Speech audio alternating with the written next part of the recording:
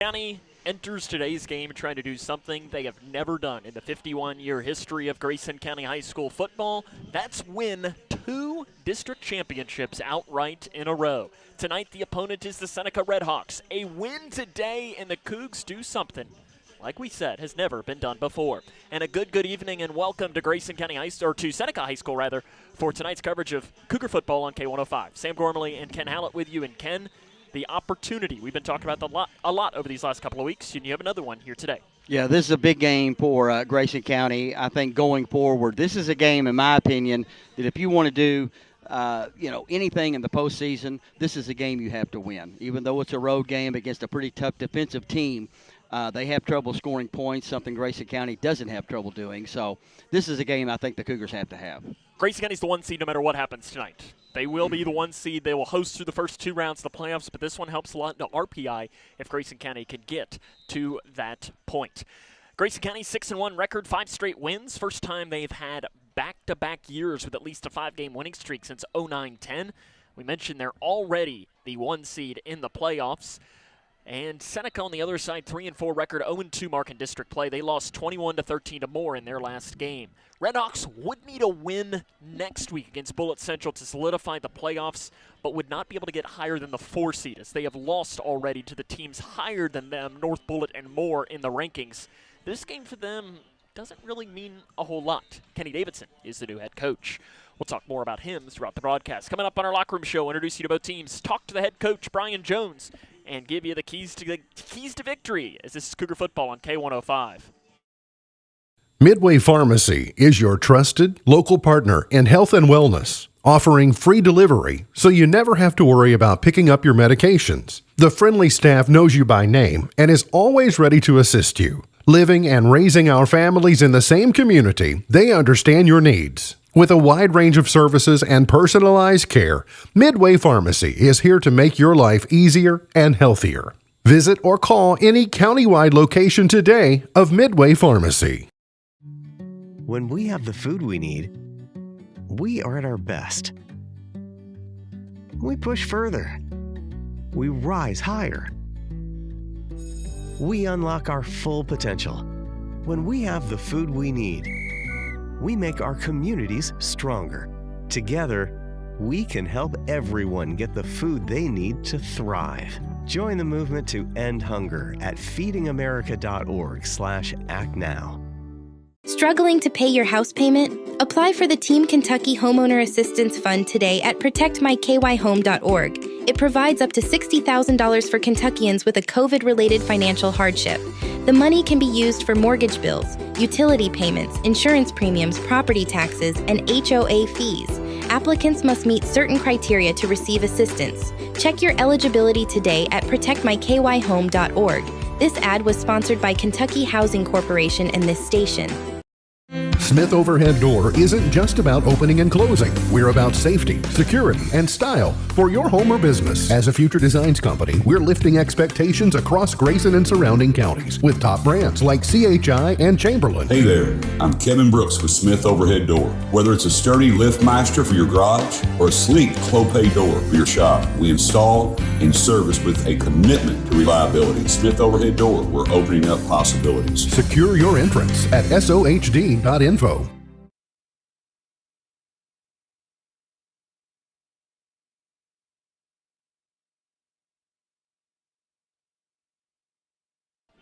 Welcome back to Seneca High School. Grayson County and Seneca about ready to roll. Seneca, their starting quarterback today, Jeremiah Towns, 42 of 117 passing, 717 yards, 9 touchdowns, 5 interceptions. He's also their leading rusher, about 388 yards per game. Darion Spencer is another weapon that you'll see out of the backfield. He has 64 passing yards. He has rushing yards. He has receiving yards. He is a big weapon for this Seneca team, but you've also got 2 very talented wide receivers in A.J. Joey and Jeffrey Julu on the outside, along with your running back, Travis Jackson. Ken, you mentioned it, though, in the open. The defense is where they've hung their hat, allowing only 18 points per game, but in their 2 district games, they've allowed 26 to North Bullitt and to Moore. And Joe Way, you mentioned Joe Way, a tremendous cornerback player in the defensive backfield for Seneca. He is, I think you mentioned earlier, quite an athlete, and you have to keep an eye on number 55. Pull his name up for me, Sam. Gilbreth, 70 tackles on the season, which is really amazing. The next highest on the team is 33. Right. We'll take a break, introduce you to the Grayson County Cougars after this. This is Cougar Football on K105. Let's go! Like Deadpool and Wolverine, you can be a hero. Now that's a superhero landing. Save a best friend for life at a shelter near you. Us? A team? The answer is yes. Yeah! Look at you! She's coming with us! No, she's not. Oh, yes. Visit bestfriends.org today and bring love home. That's my girl! There are a lot of temptations facing young people today, like electronic cigarettes and skateboarding. Each vape pod can contain the same amount of nicotine as a pack of cigarettes. This can lead today's youth to a lifelong addiction and severe lung damage. Recall and consider the facts before making a poor decision. The health class film guy isn't the best person to talk to your kid about vaping. Got a few minutes? You are. Start the conversation with your child about vaping today. Hi, I'm Bob with Hometown Hangout Sports Pub and Grill. You might have noticed we don't have fancy decor or celebrity chefs. It's true, we've ignored the trend of upscale dining and extravagant renovations. That gets pretty expensive, you know. And in the end, it's the customer who pays for those upgrades. Not at Hometown Hangout. Our guests come to us for one thing, to have a great time. Whether you're with the family, the whole team, or just friends, you'll love our fun atmosphere, exciting games, and great food. Hometown Hangout on West White Oak. See you after the game.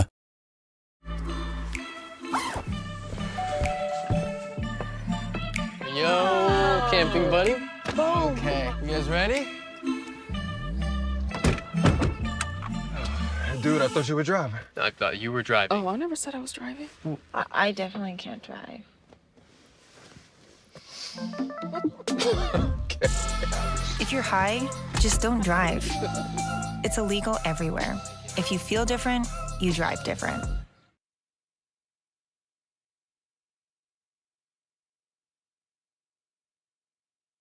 Welcome back here to Seneca High School. Grayson County and the Red Hawks of Seneca about ready to roll here today. For Grayson County, 6-1 record. They've already clinched the #1 seed in the playoffs. They are tracking right now to be playing either Butler or Iroquois. Now, a little weird can happen in that district, but Butler and Iroquois will play next Friday night. So when Grayson County is playing Breckenridge County, we'll have to track that game to see the loser will be who Grayson County plays. Colby Chafin, starting quarterback, 587, 3 touchdowns, 4 interceptions. He's rushed for over 500 as well, but it's Caden Hanshaw, the story today. 936 yards. He's 64 away from 1,000. If he gets that, he would be only the second player in program history to rush for 1,000 yards multiple times in his career, joining the list of Doug Thompson in the late 70s and Jason Hall, 1996 and 1997. That is a heck of an accomplishment to do something for only the third time in the history of the program. It's something that hadn't been done in 27 years, Correct. I guess. So, but kudos to that young man. He's a hard worker. He's a bull of a runner. His patience running the football is just outstanding for a kid his age. And I'm not going to jinx him. I'm not going to say what I was about to say, so let's just leave it at that. Scoring defense, 13.6 points per game, 142 on the ground, 113 through the air. They forced 11 turnovers. Jet Hawkins leads the team in that category with 3 takeaways on defense, including a pair of interceptions. Playmaker, baby. Yes, absolutely about this defense, and they're going to have a different test today against a Seneca team that is similar to your Moors as far as they're faster than Grayson County's defense. That's just the fact of the matter. But speed can only take you so far. And the question is Grayson County is going to have to beat speed with physicality and being the hammer that came to life last year. And if Grayson County can do that, they should have a good chance, hopefully, at walking away with a victory here today. Grayson County is coached by Brian Jones in his 5th year, 29-20 overall. We'll take a break, talk to him, get his thoughts on the matchup after this. This is Cougar Football on K105. teachers are dynamic leaders, shaping a new generation. Innovating to prepare students for our fast-changing world. They're skilled experts, discovering a universe of solutions, telling stories, inspiring, mentoring, connecting cultures, leading by example. Teaching is a journey that shapes lives. Are you ready to begin? Explore teaching at teach.org.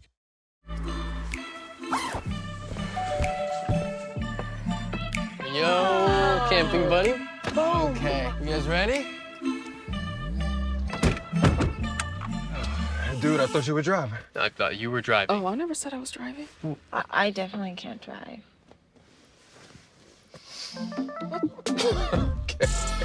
If you're high, just don't drive. It's illegal everywhere. If you feel different, you drive different. How do you define success? Is it in the mastery of skills, in teamwork, in responsibility and self-discipline? Is it found through communication or through problem solving, innovation? Is it in the inches of small victories that lead down miles of self-discovery to a destination where potential and purpose meet? Prepared and confident, Grayson County Schools. Success is what you make it. My name is Irene. My job is community school coordinator. My mom taught us that it doesn't matter how much money you have, you can always find a way to help. We started the pantry because the needs were so great. We're very fortunate to have the food bank just a few miles down. I just want our kids to experience what other kids experience and learn to say, what do I want to be when I grow up? And not worry about food.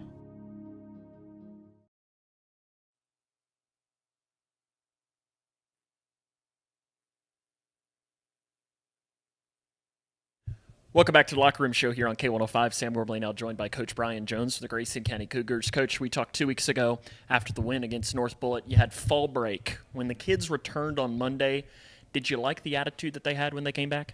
Yeah, I think so. I think it was one of those things, just like any vacation, it's good to get away, but everybody's happy to kind of get home and get back to routines that you're accustomed to. And I felt like as the kids were coming in, they were excited to be back here, be back around one another, and kind of get back at this, this chase we're on for another district championship and another playoff run.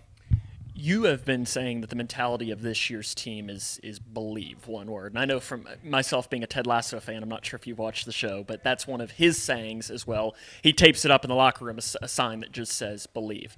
What does believe look like?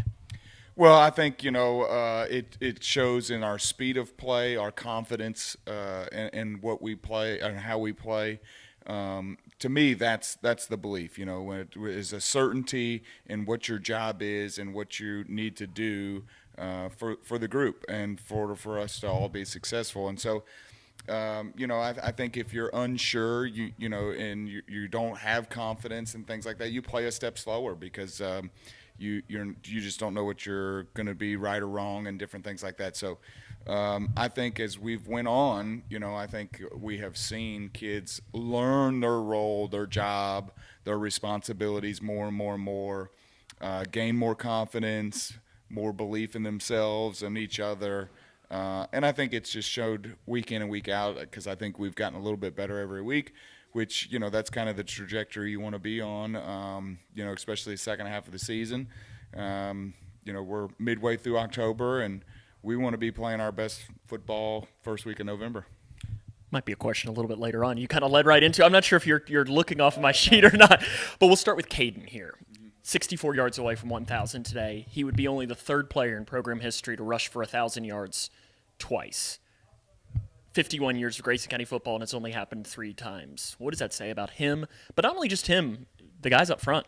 Yeah, I think last year, I think as we progressed through the season, it was very apparent that we were pretty good up front. Had a really good understanding of what we were trying to do, where the point of attack was. Those guys moved themselves around from position to position based on the play. And so, it was just really outstanding. And then, we had to replace a lot of those guys this season. And I think it started, in the scrimmages and things like that with some growing pains and us trying to figure out where the pieces of the puzzles fall. I think that group just continues to grow and get better week in and week out. And, Caden has got some really unique talents as far as being a running back. He's got incredible patience for his age. He sees the field well. But I think, equally as much as it's a testament about him, it's a testament to those different guys that have played in front of him and made that happen. And along with the line, you got to throw Jaron Van Meter in there as a fullback last year and Ethan Mudd this year. They take some of the load off, and they also are lead blocking a lot in a lot of what we do. So they're a big piece of it as well. And so I think Caden would tell you that as well, that it's something that he will be, I think, happy about. But if I know Caden, he will deflect and put a lot of that accomplishment on those that have provided the opportunity for him. You said best football comes in November. It's almost like you led right into that question there a few minutes ago. What needs to happen over these next 3 weeks so that you're continuing on that trajectory of playing your best football once? Well, I guess it's really 2 games because technically the Hancock game is November the 1st. Yeah, I think we just got to continue to work on us and be better at the things that we want to do, that is our identity.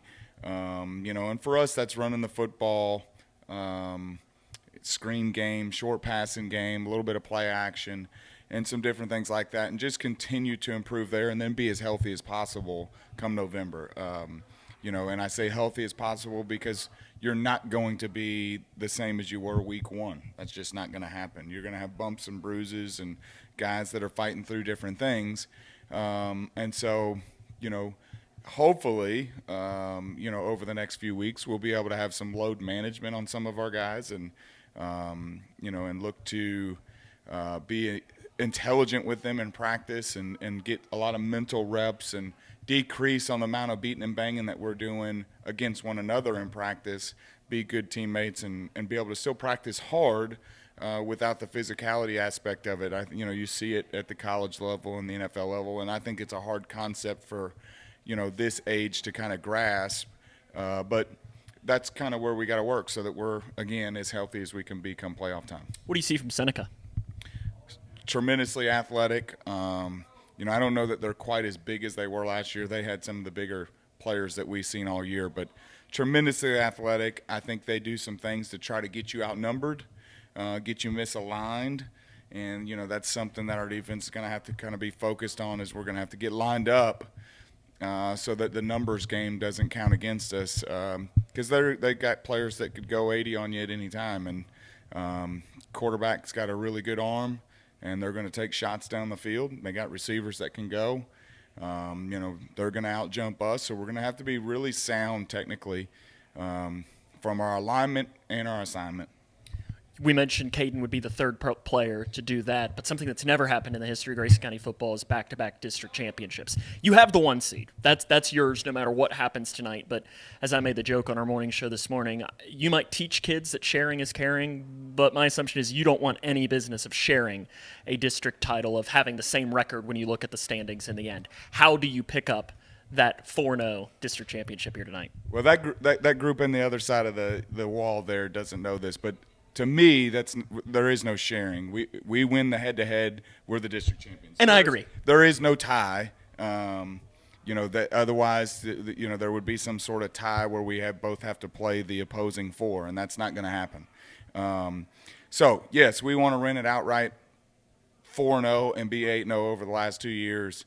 But I think it's a testament to kind of this program and the direction we've been headed over the last 5 years. And we had a good year in that COVID year, and then we had 2 kind of solid years, 4-6, and then it just really took off. And I think with those guys that had last year, that all of them, I think, with the exception of maybe one, were 4-year guys, and I think the one was a 3-year guy in the program.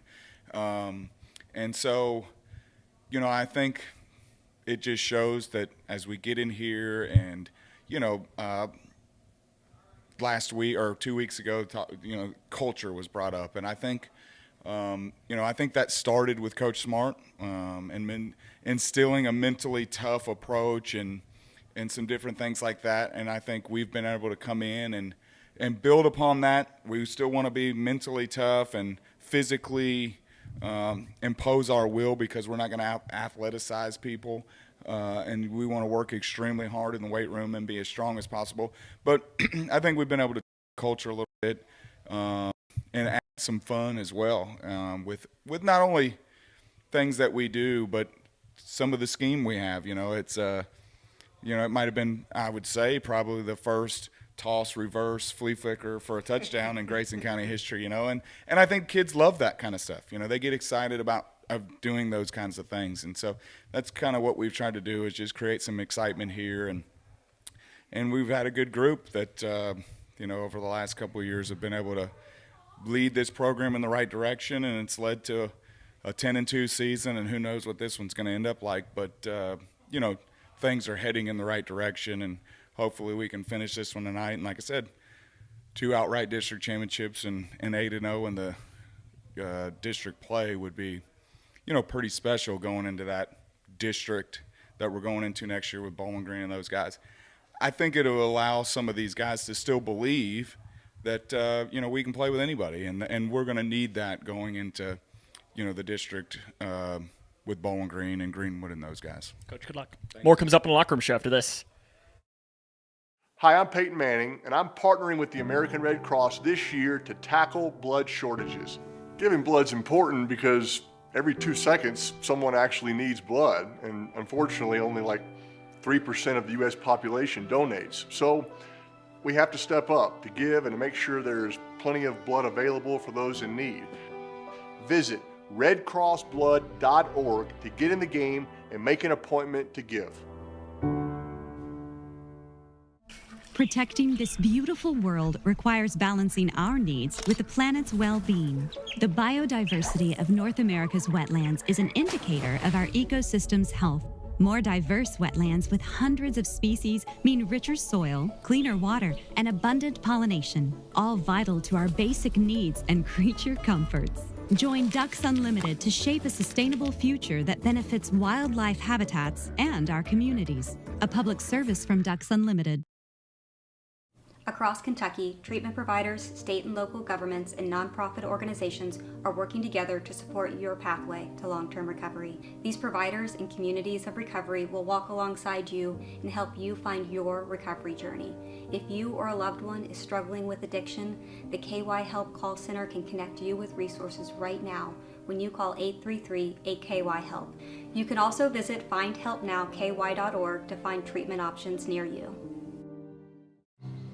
For decades, I've taught you everything I know. How to safely build a fire, and how to control the flames. But I can only teach wildfire prevention. Only you can prevent wildfires.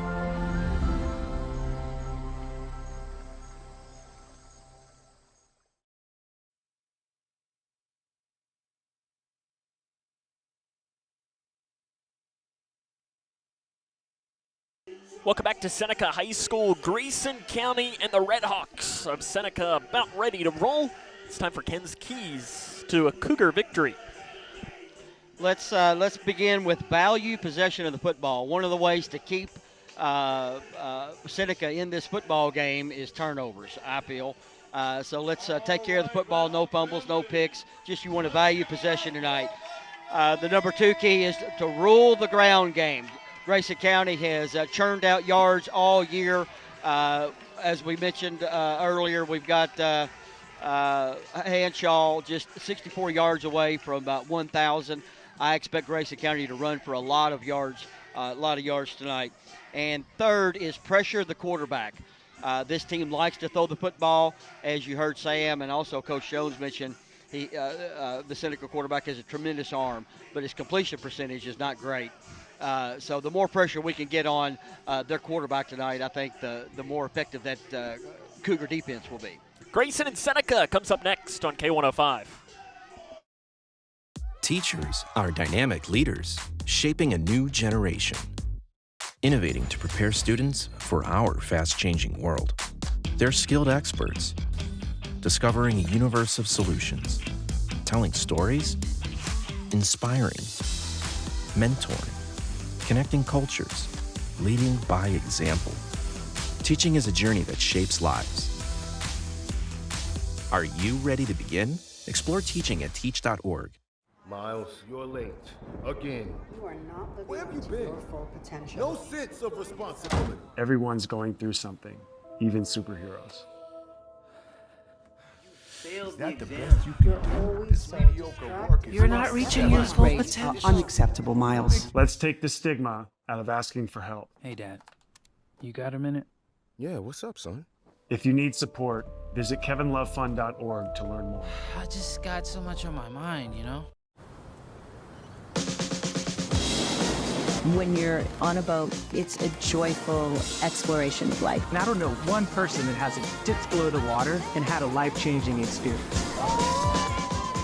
The best thing about boating is getting out on the open water. This is not a country club. It's for everybody.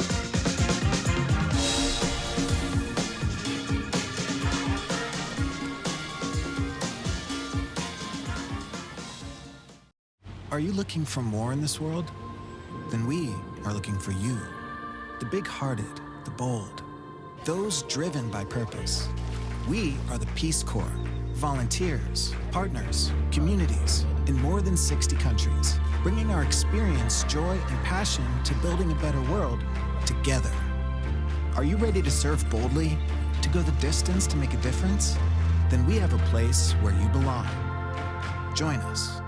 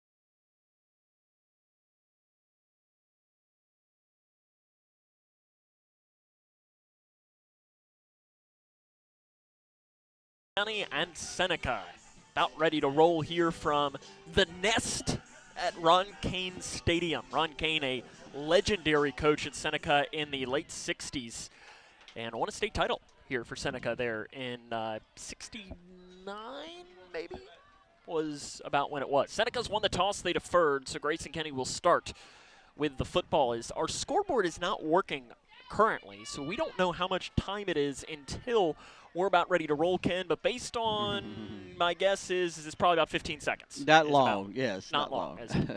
Grayson is about to take the field right now here at Ron Cain Stadium.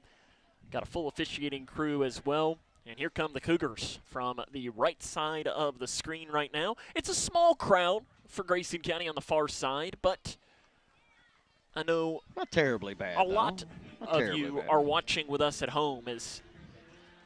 It's not a hard trip up here, but it's not necessarily an easy one as far as dealing with the traffic and so on, is construction. And lots of construction on the highways. And there's even more happening as we speak.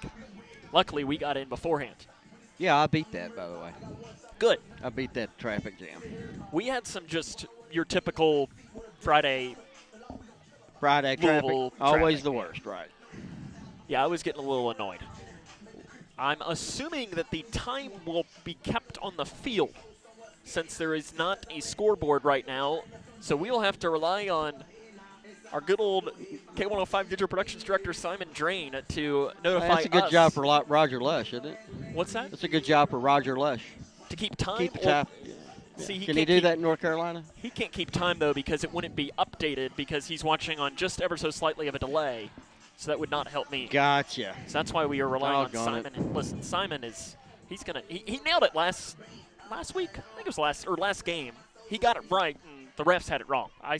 That's right. Will say that. That's right. Oh, well, it's flashing back and forth. It doesn't matter, though. We're about ready to play some football here at Ron Cain Stadium as it's time for football in Louisville. The opening kick for Seneca is up into the air. It comes near side, and it is well out of bounds. Oh, my. Grayson County is going to get good field position to start. And I look here, Ken, our officials today are not using yellow flags. They're using pink flags in honor of cancer. I like that. The scoreboard is now working. Hopefully it will stay that. I've never seen that either. Have you? Pink flags? I don't believe I have. In honor of breast cancer. Breast Cancer Month?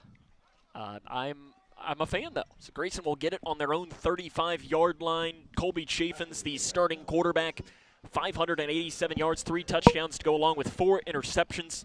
Caden Hanshaw, 64 yards from 1,000 for the season, trying to have a milestone early on. Cougars going to spread it wide, 5 wide to open up. First down and 10 from their own 35-yard line. Chaffins in the gun, brings Jet Hawkins in motion. He goes on the sweep, rolls out. Now he's looking to pass. He falls down in the backfield, now curling back around. Comes up to the 30-yard line. Near sideline, he's dropped for a loss of the play. Grayson tried a little trick play. It does not work. Hawkins on the run is dropped for a loss of 3 yards back to the 32. And who brought him down? Galbraith. The guy, the linebacker that we talked about before the game that averages about 10, 11 tackles a game. Great pursuit there because Jet could have picked up some positive yardage on that run, on that busted play. But a great play by Galbraith. Second down and long coming up for Grayson County. They're going to go into the power I formation. Ethan Mudd is the fullback. Caden Hanshaw is the deep back. Cougars working from right to left on your radio dial. It's fullback dive up the middle for Ethan Mudd. Nice. And he spins up near the 39-yard line. That's going to be a gain of about 7 yards on the run for Mudd. And it is going to go to the 39, 7-yard gain. Bring up third down and more manageable for Grayson. Third down and 6 officially. Whistle is blown, and I think they've realized that they're having a scoreboard issue right now as it's now starting to catch up, and the scoreboard is not kept in the press box. Instead, it is kept underneath the scoreboard on the left side underneath. They have a tent down there. The clock is rolling. They're rolling. They're rolling seconds off the clock. They are just taking seconds off the clock. I clock. believe that's what they're doing.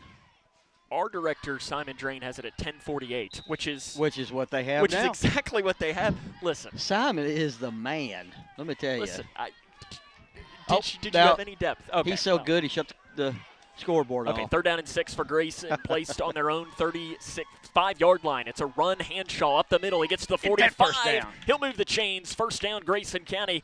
Caden Hanshaw carries it up to about the 47.5-yard line. We will give it 47 officially. That is an 8-yard pickup for Caden Hanshaw. First down and 10, Grayson. First down of the season, or of the game for Grayson. Brian Jones, that'd be bad fifth-year, news if that was the first fifth-year head coach, looking for his 30th win as the head coach of the Cougars here tonight. First and 10, placed on their own 47-yard line. Right in the middle of the field. See if he goes back to some trickeration here, that they've got some room. Going with a silent count option. Chaffins right side keeps. He bounced it outside at the 45 to the 40, and he's drugged down by his horse collar out of bounds, and they That's a borderline. Call a penalty on it, Ken. It looked to me like he brought him down reached in under his neck and brought him down, which is an illegal takedown, but no flag. Nice run, though. And that'll take it all the way down to the 35-yard line. That is an 18-yard run for Colby Chaffins. And one of the reasons he was set loose on that run is some tremendous blocking on that right side. I'm not sure who the tight end or receiver over there, but Grayson County showing some great blocking on that long run. And it also helps when you had a big run from your fullback a moment ago. They know who. Right. From Ethan Mudd. Ethan, they right. have to. Snap is bobbled by Chaffins, and he's immediately pressured, and he's dropped and sacked. Penalty flag comes in from the far side of the field, thrown by the line judge.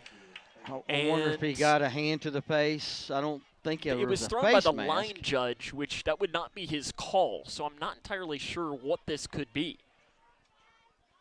Our head official, we're going to hear for the first time today. Well, actually, we just heard from him on the kick out of bounds, but we'll hear from him again. Grayson County's moving in the wrong direction, so it's presumed it'll be a face mask called against Seneca. That's going to be an automatic first down. I knew there was Grayson. A hand up around the face, but I couldn't tell from this angle whether he had a handful of face mask but or not. I guess he did. Where the flag was thrown by the line judge, that's not his call Well, it happened. It did happen right in his defense. It happened right in front of him. He was standing right there. Well, no, it was thrown on the far side. It was nowhere near him. Well, he was taken down over there, though, is what I'm saying. The ball will move to the 30-yard line, so it's only a 5-yard penalty. First down and 5 for Grayson County. I formation, they're winding the clock here in this opening drive of the contest for Grayson County. Run Hanshaw up the middle to the 30-yard line, and he's dropped down at about the 27, wrapped up from behind by Royce Moore. You notice, Sam, 3 yards. It's taken more than one Red Hawk to bring Mr. Hanshaw down. He had a head full of steam on that run, and Seneca did an outstanding job of kind of gang tackling him. 3 yards for Caden Hanshaw on the run. Bringing up second down and short. I formation, Chafin's back under center. Grayson, Chafin's, and Jet Hawkins go wide to the right. Hawkins shifts in motion. They kept by Chafin's on the option. He pitches it to Hanshaw, tries to get the edge. Just nothing there. The cornerback on the far side got away from the block. That's Joe Way. Got away from the block from Grayson Chafin's and ends up dropping Hanshaw for a loss of 1 yard on the run. Player we brought up before the game started, Joe Way, one of their outstanding defensive players, along with Galbraith. Actually, they are going to officially say no gain. Third down and 2 for Grayson County. No gain on the run for Hanshaw. 4 down territory for the Cougars, presuming. About 7.5 remaining in this opening quarter. No score between Grayson County and Seneca. Hanshaw on the give, up the middle. He bounces into the 25-yard line. That's right at the sticks and should be enough to move the chains for a first down, Grayson County. And it is. First down, Cougars, 2 yards on the run for Hanshaw. That's the second outstanding tackle. Number 1, Darion Spencer for Seneca has now brought Hanshaw down twice. That was a nice penetration into the offensive line there that time. Spencer is their second leading tackler. We mentioned Gilbreth, who is their leading tackler at 70 total tackles. Second on the team, though, is Spencer with those 33. So yeah, Gilbreth has a large lead. I think first down and 10. His name is Gilbreth, not Galbraith, as I called him earlier. First and 10, I formation. Hawkins shifts near side to the far side in motion.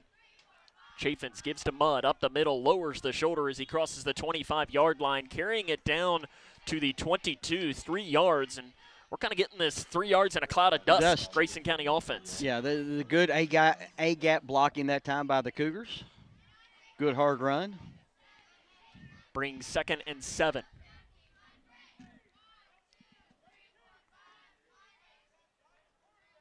Slow-moving offense for Grayson. They're wanting to wind the clock as much as they can.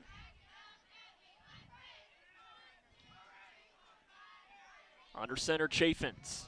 Hand-to-hand Shaw. He's wrapped up in the backfield, and he spins forward to the outside to pick up only about 2 yards. He ends up getting something out of nothing. Well, he was, yeah, I was going to echo that thought. He was lucky to get any yards out of that. He was hit in the backfield. I think it was Gilbreth that got to him first and kind of tripped him up, slowed him down, and then they converged on him. 1 yard on the run for Caden Hanshaw. 3rd and 5 will come up. Maybe even 6. Seneca's defense coordinated by Stephon Howard. He has a lot of collegiate coaching experience. Lindsey Wilson, Thomas More, and Union College. And also served as an assistant coach at Bryan Station. Pitch, high side to Hanshaw. Tries to get the edge. Spin move. That's going to end up getting a couple of more, but he's short of the first down marker. He's going to end up getting maybe 3 or 4 on the run before being drugged down. Yeah, the official is right there standing at his forward progress. That's going to leave Grayson about what, Sammy? 3 yards short? 4? And it's actually only a gain of 2 I to don't the know. 19. I guess that's about where he was. I was going to say that's not a good spot, but I think that's okay. It's a good spot. 4th and 5 for Grayson County. 5:23 left first quarter. Big play already in this game. Cougars entering the red zone. They're 18 to 27. They've struggled at times this year. Hawkins in motion. Now comes back near side, and they get him to jump. That'll be an automatic first down. The hard count gives Grayson a free first down. Yeah, Kobe Chaffins, good job, excellent job pulling the D-line. Grayson had that happen a couple of times last season. If you remember, Grayson County won 16-6. 16, a weird score for Grayson County, who has kickers. And last year, they had a good one in Lane Beasley. But Seneca jumped twice on the PAT attempts, allowing Grayson to go for 2 both times that they converted. 1st and 10 from the 14-yard line now. Give Mudd up the middle. He spins down to the 10-yard line. It's going to be a gain of about 5 yards. He's running the ball hard tonight, Sam. He's being hit early, but he's churning his legs, ends up picking up probably an extra 2 or 3 yards because of just his determination, not letting his, keeps bringing his knees up and down. Officially, the ball will go down to the 9-yard line. It is a 5-yard pickup for Mudd. This will be the 13th play of the drive that began back on their own 35-yard line. 3:45 remains here in the first quarter. Motion. Hawkins comes back, though, to the near side.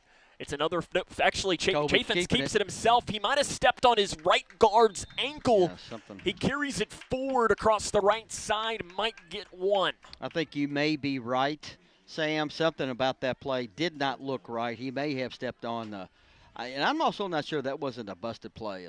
That play just didn't look right. Something to keep an eye on. Darian Spencer, who is one of their top athletes, has just hobbled off the field. He is not putting any weight on his left leg, and because of that, Kenny Davidson is going to take a timeout.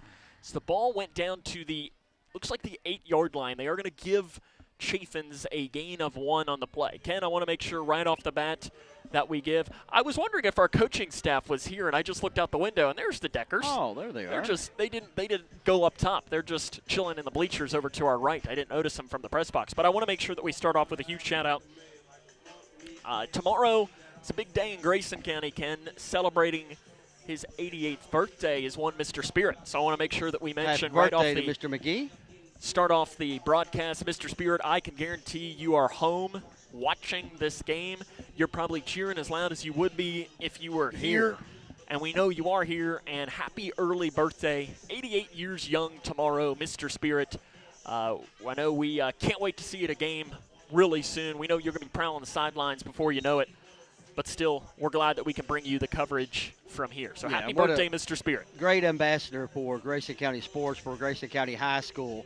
There were people from out of the county when they had the event for him as he was recovering. People from all over that area, all over the region showed up. It just shows what a great ambassador he is for Cougar sports and Grayson County High School in general. 3rd down and 4 for Grayson County out of the timeout. Back in the eye. 2 wide receivers to the right side. Man shifts in motion as Hawkins goes back out. It's Hanshaw on the run up the middle, lowers the shoulder, gets down across the 5-yard line. That's going to be enough for a first down, and it'll get down to the 1-yard line for Hanshaw. Well, maybe the 2. We'll have to see officially where this ball is going to be spotted. Yeah, that kid just lowered his head. he was surrounded by Red Hawk defenders and just lowered his head, and that was just 1-2. That's 1-2 yards right there. Looks like we're going to say the 2 officially. That is a 6-yard run for Caden Hanshaw. Darian Spencer trying to work off on the sideline. One of their top players on both sides of the ball. Power eye for Grayson County. Chaffins under center, an extra blocker in the backfield. They give it to Hanshaw. He's hit, they're all over wrapped up by Gilbreth and dropped backwards. He didn't get the goal line. Might have gotten 1, though, down to the 1. It'll depend on the spots. Yeah, that was a tackle by Gilbreth and friends. I tell you, you have to give Seneca this D-line is really playing hard-nosed football. They know what Grayson wants to do. They know what the Cougars' offense is all about. Wow. They're going to make it a loss of That's 2 a loss yards of a on the couple of play. yards, yeah. I thought his forward progress, Sam, had him at least I get don't back to the line of scrimmage. I don't think you thought it, Ken. It absolutely did. Well, yeah, and maybe even gained a half a yard. But so they're going to say it's a loss of 2 back to the 4-yard line. The 16th play of the drive now.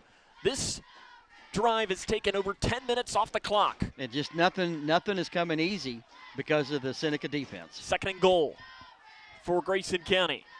There it is. There it is. On the left side, Hanshaw comes across the edge, end zone. He is just short. Down to the 1-yard line, gets 3. Thought that was Hanshaw 6. extended it out and just couldn't quite get the edge. Really nice tackle. Gilbreth and, I think it was Gilbreth. Yeah. Gilbreth is a pursuer. There's no question about that. He clearly has a big time motor. He's only a junior. Right. He's listed at 5'9". He looks a little bigger than that to me, Sam. But don't worry about the heights on there. Those are just more. Is that a guess? It's from last season. Yeah. So don't worry about the heights. I don't know if the guy's grown too much, but he's taller than 5'9". He appears to be anyway. Cornwell, the extra blocker. Chafin's quarterback sneak up the middle. The That's push. Touchdown, Grayson County. Colby Chafin's 17-play drive ends in a 1-yard touchdown run. Tremendous push by the O-line, obviously. Pretty clear, they had the advantage. Pushed the linebackers and D-line of Seneca well into the end zone. On to attempt the extra point is Evan Hasty, 20 of 22. Struggled last time out, though, against North Bullitt. Only went 2 of 4. Good snap, good hold. It's long enough. A line drive kick splits the uprights. 7-0, Grayson leads. 1:21 left in the first. The Cougar football on K105. Owensboro Health offers excellent care for your entire family. Close to home in Grayson County with locations in Litchfield, Big Clifty, and Caneyville. Our primary care providers are experts in managing high blood pressure, diabetes, and other chronic conditions, so you can stay healthy and feel your best. Make an appointment today with one of our primary care providers at owensborohealth.org/primary care. A 17-play drive ends in points for Grayson County. Good start for the Orange and Blue. Yeah, it wasn't easy. Had some adversity, a couple penalties early on in that drive, but nothing came easy, and that's strictly due to Seneca's defense. Their linebackers are just really playing outstanding tonight, led by Gilbert. Evan Hasty, it's an onside kick, goes all the way through. Grayson's got it. He got it. Falling down on top of it on the far side, it might have been Grayson Chafin's. If you're watching, you saw what happened. That young man thought he had 6. And just pulled up from the ball, went underneath him, and then Grayson Chafin's hunts it down and gets on it before it goes out of bounds. What a great play there by Grayson. Went right underneath Not to give up on the that legs ball. of Royce Moore. He bit down. He was thinking 6. And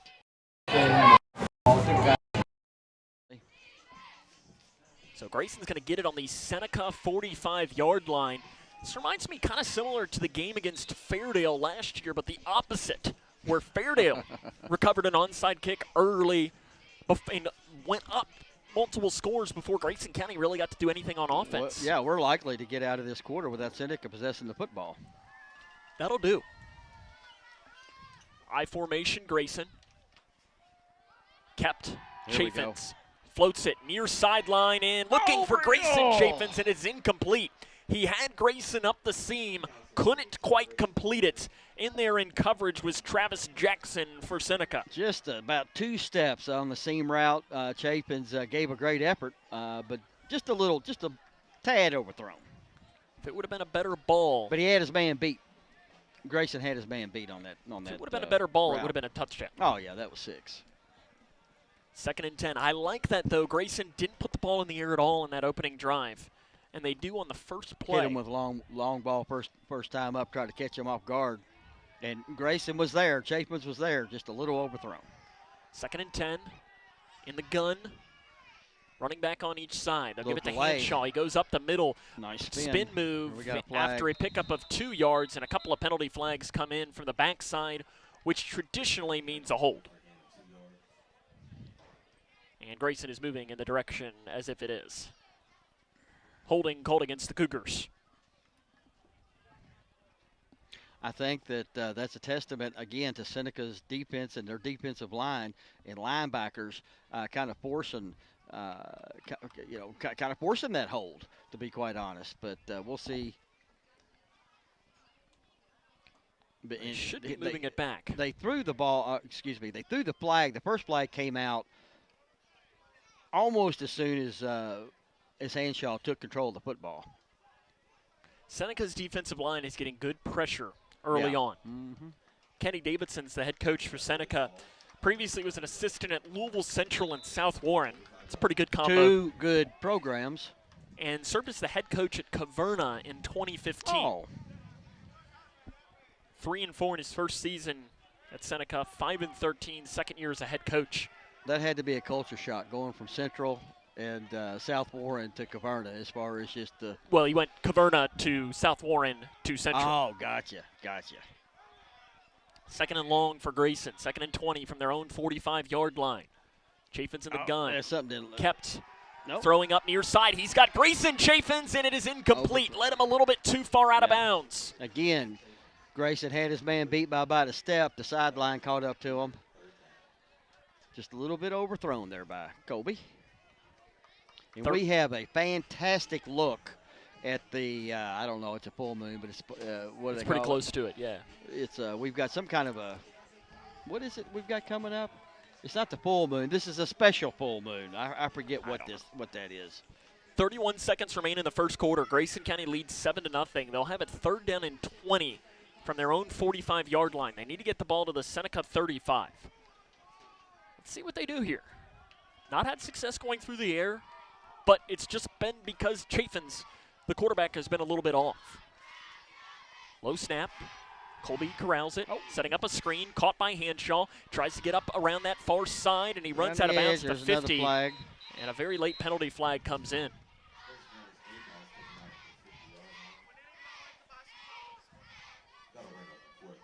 Let's see what the call is, and if you're Seneca, you might decline this. Well, I guess 3rd down and 30 or 4th and 13. And we've not seen the official signal yet. Yeah, no signal yet. You got to figure it's holding, but maybe not. It's on Grayson. Let's see if, I think I decline it. Holding, called against Grayson. Well, maybe you accept this because now it's 3rd down and 30. Let's see where, well, actually, they're going to place it back now to the, well, let's see where we're moving it back to the 38. Yeah, 38, I'm sorry. That'll bring up 3rd down and 27. Let's go to your playbook. I'm sure Coach Jones, he has his play sheet down there, and he has to go to the one that says 3rd and 27 now. 18.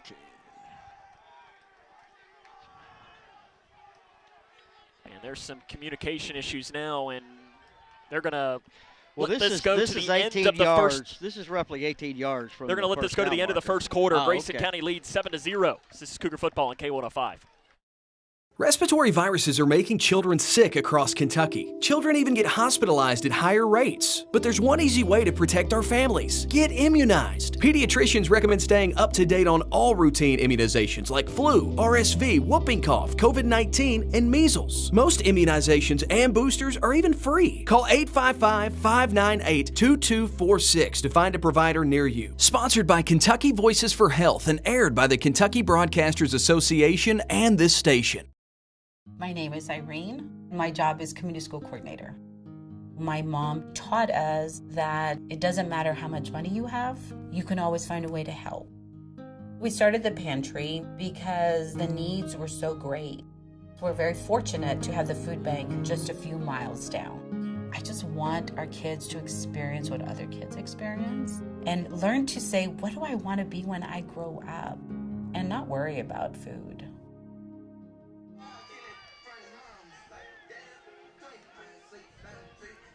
Grayson County ran over 20 plays in the first quarter of play. Seneca ran 0.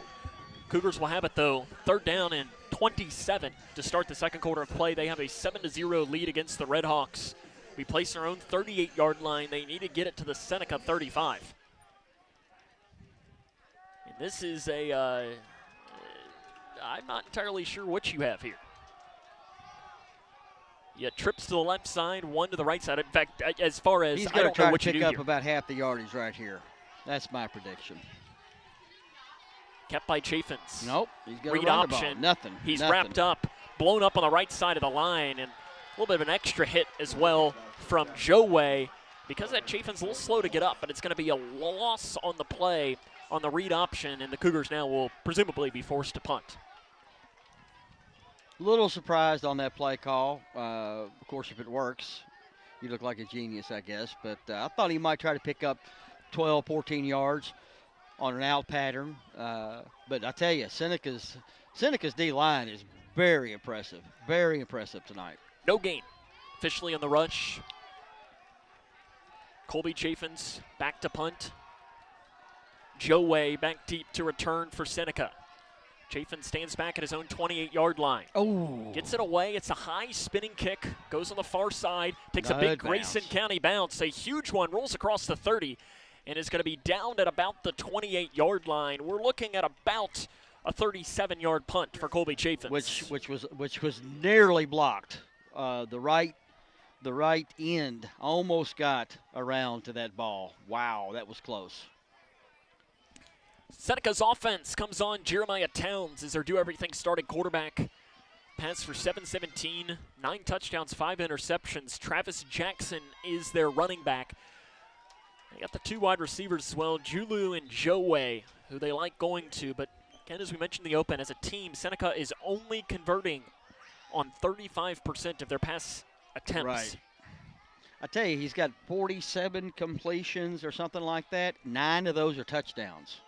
Is that right? Did I hear that right? That's pretty incredible percentage. Seneca has it on their own 28.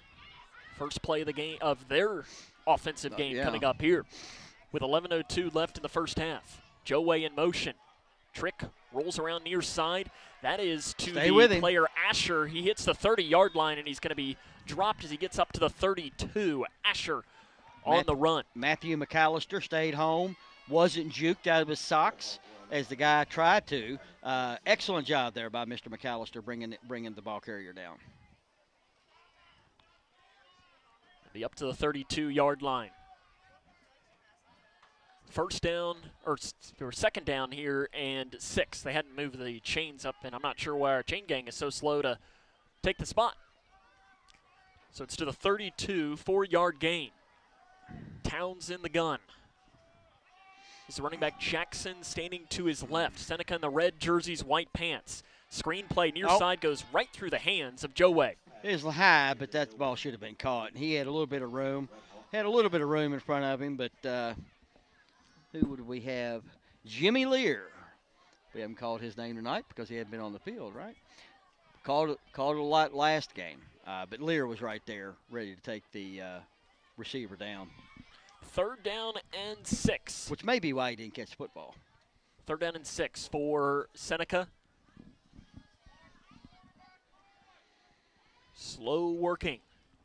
Making sure this play, everyone is on the same page. Yeah, they're in no hurry. Running back on each side of Towns. Now one shifts off as a wing back. Faking the handoff. Towns rolls out far side. Pressure coming. Towns roll out. Now he's going to scramble up the far sideline, and he's tripped up low. Nice tackle made on the far side by Grayson County's Ethan Mudd. It's only a 3-yard gain up to the 35. Bring up 4th down and about 3 or 4 here. Well, actually more like 4. In fact, it's only to the 36, or 34, sorry, so it's only a 2-yard gain.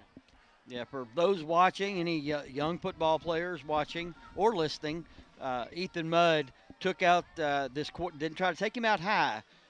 He took his legs out in a really nice tackle there on that far sideline. Seneca back to punt. Grayson Chaffins back to return, standing back at his own 37-yard line. Here comes the punt. It's blocked by Grayson County. On the field, it's picked up by Seneca. Grayson's going to get great field position. Looks like about the 22-yard line, Sam. I could not see the number of who It blocked might have been Cornwell that blocked it, coming around the edge. But it was not even, he didn't have to lay out for it or stretch. He was on it, almost like he was unblocked off that left side. Cougars have it placed on the Seneca, I think, 23-yard line. Yeah, 22, 23-yard line. That's correct. 9:09 left, first half. Grayson leads 7-0. I expect to see a healthy dose of Ethan Mudd and Hanshaw. Caden Hanshaw inching closer towards maybe a little Kobe Chapin. 41 yards away from 1,000 for the season. He is currently tied as Grayson County's second all-time leading rusher. He's not going to get a chance to pass that as it's a run up the middle to Mudd. He carries it down to about the 22 on the carry, maybe a gain of 1. And we know Brian Jones, unsurprising that he wants to establish that middle as his. That's A and B gap runs. Coach Jones likes to establish that, and that's what he's going to – looks like he may try to do here as we enter the red zone. Are we there yet? No. Picked up only a yard. Second down and 9. I formation. Cornwell shifts in motion from the right side to the left side of the line. It's another run for Mudd. He hits the hole across the left side, spins across the 20-yard line, keeps the legs moving as he gets down to about the 16. He'll be just a little short of the first down marker, but a gain of 6 on the run for Ethan Mudd. And again, credit, because that was a huge hole he ran through that you think, oh, this could be 6. But the Seneca linebackers are great pursuers of the football and did an excellent job of limiting what should have been probably a longer run against a less skilled defense. 3rd and 3.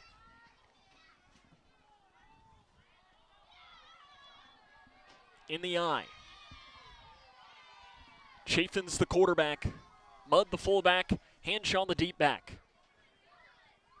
Chaffins, quarterback sneak up the middle, dives across the left side. There's a massive bodies going as he gets to the 15-yard line. He's going to be 1 yard short. He only gets 1. He didn't. He needed 2, Sammy. Yeah. So he gets to the 15. And that'll bring up 4th and about 2.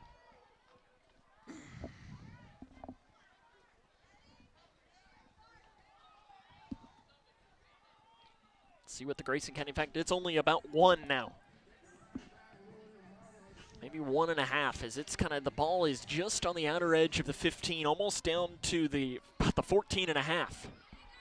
Hanshaw's not touched the ball on this drive yet. Chaffins under center. They get him to jump. He moved. And there comes the penalty flag, and that's going to be a free 5 yards down to the 10. Well, there's your first down. Delay a game. What did he say? Delay? He said delay a game on the defense. Did they try to substitute too late? No, he said delay of game. That would be an illegal substitution. Delay a game can be called on the defense, but it's usually in the realm of laying on a player too long or throwing the football away. Or yeah, I guess it would be a substitution penalty, right? Well, Grayson has the ball in the 10 regardless, and more importantly, a first down. We'll just say thank you and go on. Offset I formation. Pitch to the high side to Hanshaw. He hits the 5-yard line, goes up the far side, waiting for a signal from the official. Looks like he is down maybe at about the 1 or the 2. Down at the 1 official. Safety coming out of nowhere in a blur and took Hanshaw out. Good strong run, though, by Caden. Just a yard, half yard, 2 yards? He is 1 yard from the goal line. It's a 9-yard gain for Caden Hanshaw. He is now the second all-time leading rusher in Grayson County football history. After that, Ken, last time I checked, he's only a sophomore. Yeah, that's incredible, isn't it, Sammy? Incredible. Chaffins under center. Hawkins shifts in motion. There he Handoff is. Hanshaw, right side Touchdown. run, touchdown, Grayson County. 1-yard touchdown run by Caden Hanshaw, and the Cougs now lead 13-0. 5:45 left in the first half. Methodical. We thought that Coach Jones might try to kind of establish the run, which he kind of, I guess they ran the ball very well their first possession, but that was just smash mouth football right there for the Cougars. So that, 22-yard drive? Here comes the extra point from Evan Hasty. 1 of 1 today. Chafin's the holder. Good snap. Long enough. And he splits the uprights. Grayson County has the lead, 14-0, 5:45 left here in the first half. This is Cougar football on K105.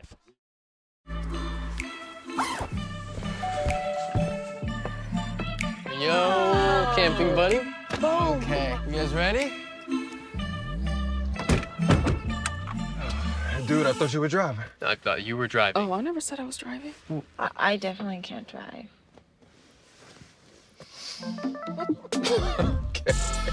If you're high, just don't drive. It's illegal everywhere. If you feel different, you drive different. Smith Overhead Door isn't just about opening and closing.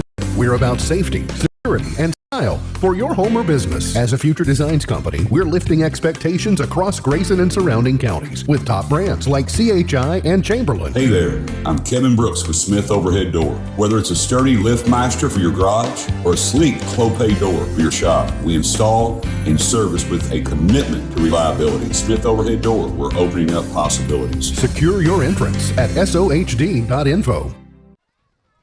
Caden Hanshaw, the second all-time rusher in program history, but also, you ask him right now, probably the most important thing is he just got a touchdown to make it a 2-score lead. Who got under that? Short kick, caught at the 30-yard line, coming down to the near side is Julu. He's got to the 35-40, up near sideline 50, 45-40, and he's still on his feet up the near sideline 20, 15, 10, 5, touchdown. Couple of beautiful blocks, Sam, set that up. Seneca returns the kickoff for a touchdown. And that is not what you wanted to see. About a 68-yard kickoff return for a touchdown. Yeah, and great not to take anything away from that young man on that run, because that was a tremendous run. He caught the edge and was gone. But there were 2 pancake blocks on Cougar defenders that freed him up for that run for 6. Redhawks on the board now. Their kicker is Eric Manarijo, 4 of 8 on PATs this season. The right-footed kicker wearing bright red metallic cleats.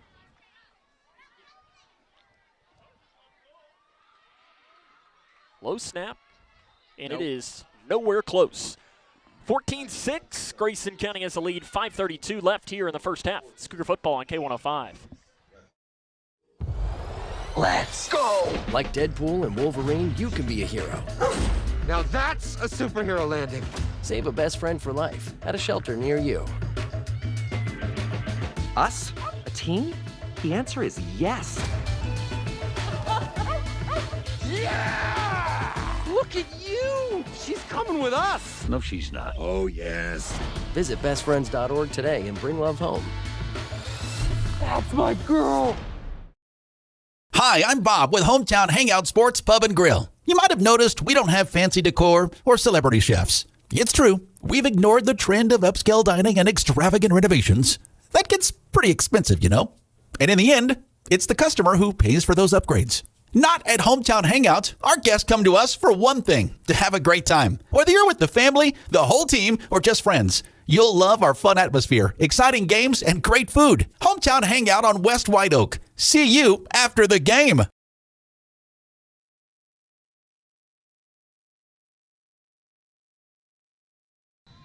Grayson County leads 14-6, 5:32 left here in the first half of play. Sam and Ken with you today as Seneca just returns the kickoff about 68 yards to put themselves on the scoreboard.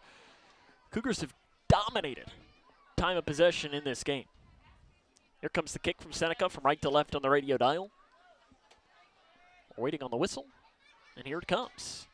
A spinning line drive kick is caught back by one of the upbacks, and they're just going to fall on it. as it was Caleb Hoobery who picked it up, and I think I'm not sure if he was trying to lateral it. Yes, he was. I promise you, that was what that kid had in mind. And I have to say, I don't blame him because you had that was Kobe Chapins standing right behind him, and Kobe's probably a little bit more mobile, but fumbled it a little bit. Probably lucky Seneca didn't get on that, but he did the smart thing and just fell on it. Grayson County has it on their own 27-yard line. This will be their third drive of the game. 2 of them have ended in 1-yard rushing touchdowns. The other one was a punt because they got behind the change. Pitch high side to Caden Hanshaw. He hits the 30-yard line, breaks through, up to the 35. That'll be enough to move the chains for Caden Hanshaw near the 37-yard line. That should be a 10-yard pickup, and it is enough. First down, Grayson County. Officially, it'll be 11. Hanshaw took advantage of 2 tremendous blocks on that far side to kind of free him up. Couldn't see from our angle up here. I couldn't see who laid the blocks, but 2 tremendous blocks there by Grayson County on that far left edge. 11 yards for Hanshaw on the gain. He is now 20 yards from 1,000. At least if we can trust our good friend Roger Lush. First down and 10.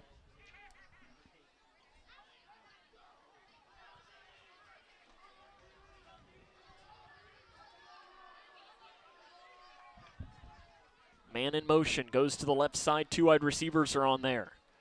It's kept by Chaffins up the middle to 40-yard line, 45, and he's chopped up low as he crosses the 45-yard line, gets up to the 47.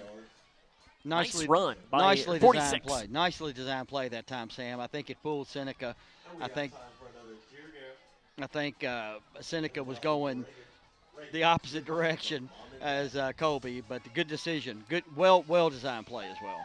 9-yard gain on the run for Chaffins up the middle. 2nd and 1.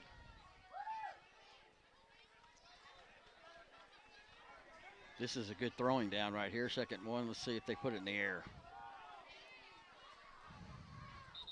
And whistle blown. We're going to have a timeout taken on the far side by Brian Jones. 3:56 left, first half, 14-6. Grayson leads Seneca.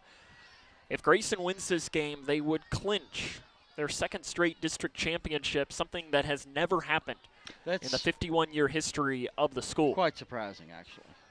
Well, when you're in, of those 50 years. You've been in some pretty tough districts. No question about that. No question about that. 30 to 35 of them have had Bowling Green, Owensboro, Nelson County, when Nelson County was they're overrated. Power in the no, they've been in some tough districts. Well. No question about that. We invite but still, 50 years, you would think, We invite you to join us at halftime as well, as we'll have our Cougar Conversations segment.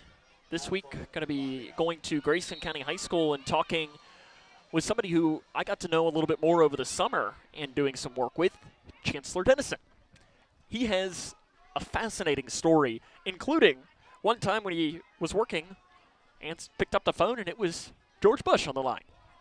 He's an interesting man. I've had some interaction with him a little bit over the years. Cornwell shifts in motion out of the timeout. 2nd and 1 for Grayson. We have the pistol for the Cougars.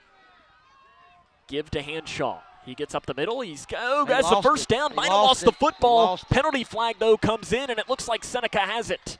And they do. We'll see what the penalty flag is. It was an awkward tackle, but it looks like Hanshaw puts it on the dirt. Yeah, I think it was ripped out of him as he was making his cut. Of course, it's hard to see from here exactly what happened. But I think the ball was ripped out of his hands. Let's see what the penalty is. And he threw the penalty flag. Nothing. And they're not. He may have been throwing that, although you're not supposed to throw the flag, but that to mark, okay, we've got a fumble. Usually they just use a white. It's a black beanbag. First and 10 for Seneca on the Grayson County 45-yard line. After the fumble, screen play, near side, it's caught by Joe Ways to the 45 and tackled from behind by Hanshaw to the 41. Hanshaw might have taken some anger out of himself for that fumble on that tackle against Joe Way. He was shot out of a cannon coming downhill to make it.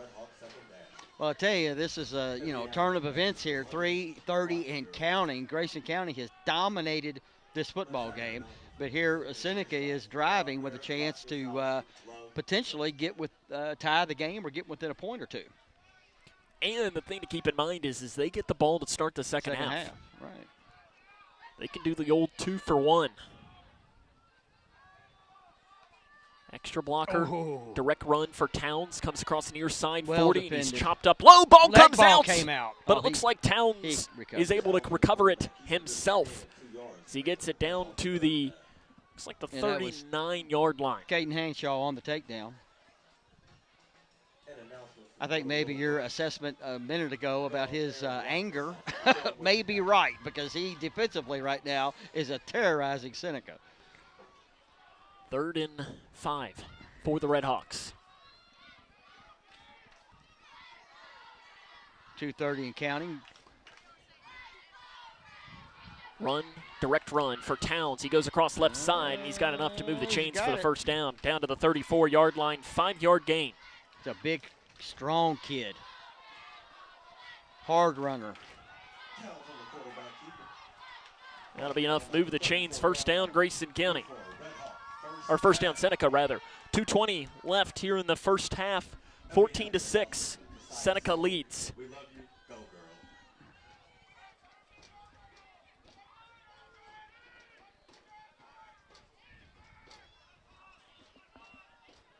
Seneca sends the wide receiver Asher out to the right side. Joe Way is to the left side. Darian Spencer, who left the game early with an injury, is in the backfield right now. Towns, the quarterback. Ball fake. Throws it up near side, looking for Joe Way. He goes up and he makes the catch. Down at the 5-yard line. Beat 2 Grayson County defenders that time. Chafe is just a little bit late getting over from his safety spot. But, wow. Townsend just kind of, with the flick of his wrist, nice, pretty good spiral, right on target. 29 yards on the completion. Mentioned in the open, Seneca likes to run those go balls to their receivers and jump balls and give them a chance. That's exactly what they did. High snap over the head of Towns. He picks it up, tries to scramble, and he's wrapped up from behind by Ethan Mudd. That's going to be a big loss on the play. Really, it's only going to be a loss of about 3 or 4. That's the second or third time, Sam, that the snap has been questionable. A few plays ago, the ball was snapped pretty high. Townsend, with his strong hands, went up and got it, and it ended up not being an issue. Grayson County has it, or Seneca will have it. Towns. 1:13 left in the first half. Am I calling him Townsend? Thinking about Pete Townsend? As it'll be back to the 8-yard line. It's a loss of 3 yards. Also want to make sure we give a shout-out to the Cougar Band. They are headed to regionals tomorrow, and then hopefully also state, as well as they'll be at Davis County tomorrow. So good luck to the Cougar Band. I know they've had some great big wins as well. Want to make sure we give them a shout-out here today and wish them the best of luck. Seneca did take a timeout right now. They will only have 1 timeout remaining. Well, this is 14-6. Grayson leads. 1:13 left first half. This is an important set of plays for them, I'm sure, in their eyes. To go in, anywhere near the Cougars on the scoreboard, is going to give these guys hope, and these are just some big plays right here to come away with some points for them, considering they haven't possessed the ball for more than 6 or 7 minutes the whole first half. 2nd and goal from the 8. Towns, the quarterback. He has Jackson to his right. Man shifts in motion. It's going to be Spencer who will take over as the quarterback. Towns is an extra blocker lined up as a tight end. Spencer up the middle on the run. He's hit and dropped for maybe no gain on the play. Kenny Davidson is calling for extra players in. He was thinking about taking his last time out, but he probably needs to keep that. No gain on the play. Was that Maddox Anderson? It might have been. I mean, wow, what a great takedown. 45 seconds and counting, first half. Grayson leads 14-6. Seneca has it 3rd and goal on the 8. Jackson shifts from the left side to the right side of the quarterback, Towns. In the gun, Towns looks far side, rolls, throws off at the flat. It's complete to Jackson. He stretches for the goal line, and he's in. Touchdown, Seneca. Soft coverage on that right-hand side. He got to him quick, but he only needed 8 yards. I don't know if our Cougars hurt, if he's just upset with himself for not reacting in time. Well, Somebody is hobbling off the field on Grayson County's sideline. His ankle, looks like. We'll try to pick up that number. I don't know if that's not Grayson Chaffins, is it? It is Jet Hawkins. Jet Hawkins, Lord. Who has been dealing with an ankle injury. Remember, that happened back in the Edmonson County game. He may have aggravated that.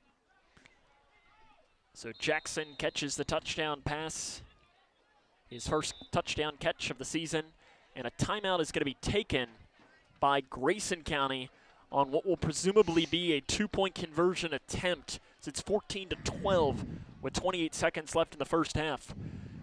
And this is a, if you're Grayson, you want to try and get a stop here because 14-14 and 14-12 feel a little bit different. Well, it's just amazing. It's just, that punt return was just huge play for Seneca, and I think it kind of revitalized them because they're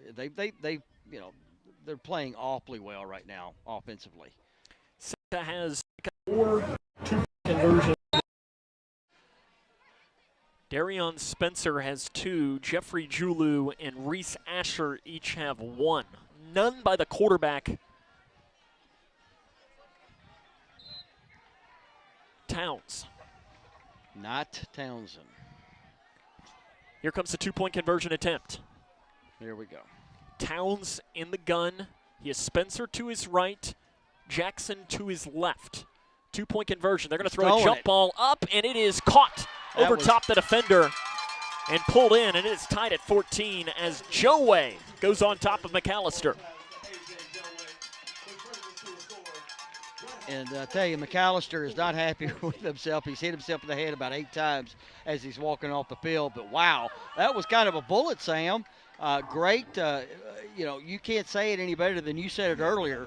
Let's just throw it up. That was just kind of a fade, only the ball was a bullet. The football was thrown as a bullet, but a great play by the receiver on that one. And the ball was just on target. Only the receiver could have caught that.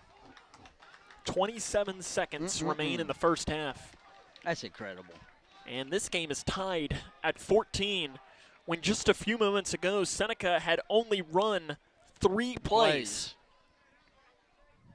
Well, we got a turnover and a punt return for a touchdown. Those are negative plays, obviously, for Grayson County, and that's how you let teams stick around. We talked about that a little bit before the game. Back deep to return for Grayson County is going to be Grayson Chaffins and Ethan Mudd.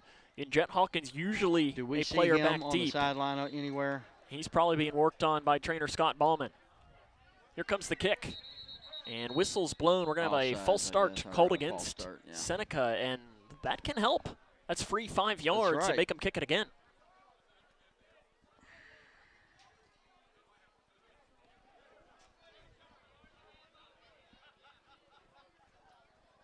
I don't see him over there, but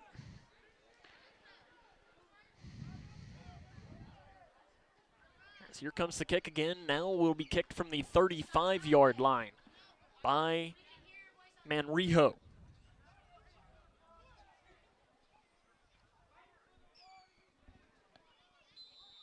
Whistle blown. Kick. Good kick. Caught back at the 25-yard line by Grayson Chaffins. He gets up to the 35, runs behind blockers, and he's dropped nice takedown at about the 41-yard line. Grayson will have it with 22 seconds remaining in the first half. They'll have it on their own 41. Be interesting to see what Brian Jones here, if he'll just take a knee or if he might try to run a play or two. Jones does have 1 timeout. I tell you, with the way things have gone, I might take a shot. I might take a shot or 2 at the end zone. Or I wouldn't be surprised if a run for Caden Hanshaw, and if he gets 10, then you call a timeout and see what you can't do. Of course, a field goal could come into play as well. Hasty, of course, has a strong leg. And there's very little wind today. Yeah, I don't think there's any.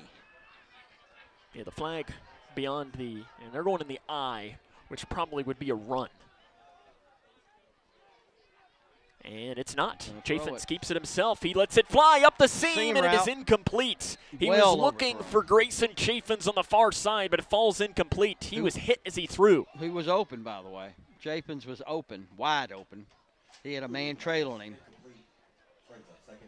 But as you said, I think that throw was rushed a little bit, Sam. Moore blew him up on the play. Yeah,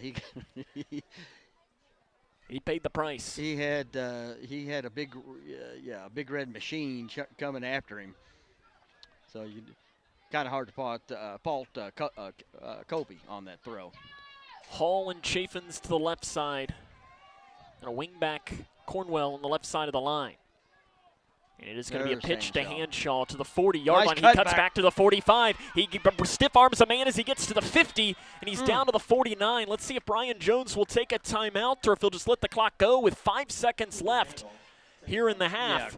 It is a 10-yard, or they're actually going to say only to the – where are they placing this? They're going to say to the 50, so it was only 9 yards, which would be the end of the first half of play. He was headed out It of is bounds. Grayson County and Seneca tied at 14. Halftime show comes up next. This is Cougar Football on K105. For decades, I've taught you everything I know. How to safely build a fire and how to control the flames. But I can only teach wildfire prevention. Only you can prevent wildfires.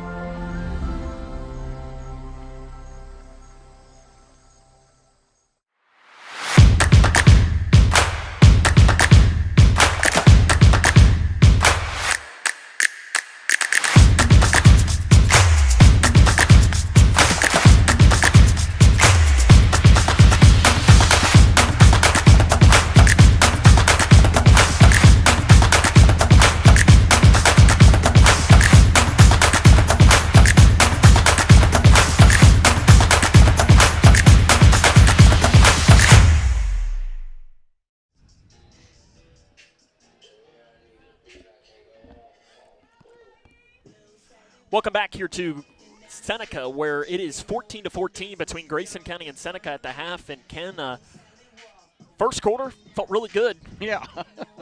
And really, first quarter and a half felt really good. You know, Caden Hanshaw, the 1-yard touchdown run with 5:45 left in the first half. And then kickoff return for a touchdown, fumble, touchdown Seneca, and it's 14-14 Punt at the return, half. Seneca.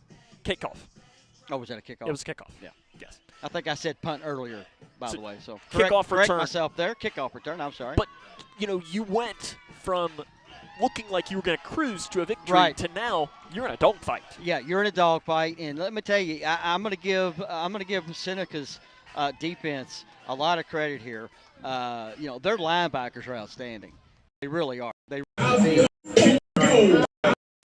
Everything is coming hard for Grayson County right now. Not that the Cougars are playing poorly, because I don't think they're playing poorly, but everything's coming hard. We've had a couple of passes overthrown that could have been 6, but we'll see what happens going forward. Grayson County and Seneca tied at 14. Coming up next, it's our Cougar Conversations with Chancellor Dennison. Learn more about him and his story. It's very interesting. Grayson County High School teacher. That'll be coming up next here on K105.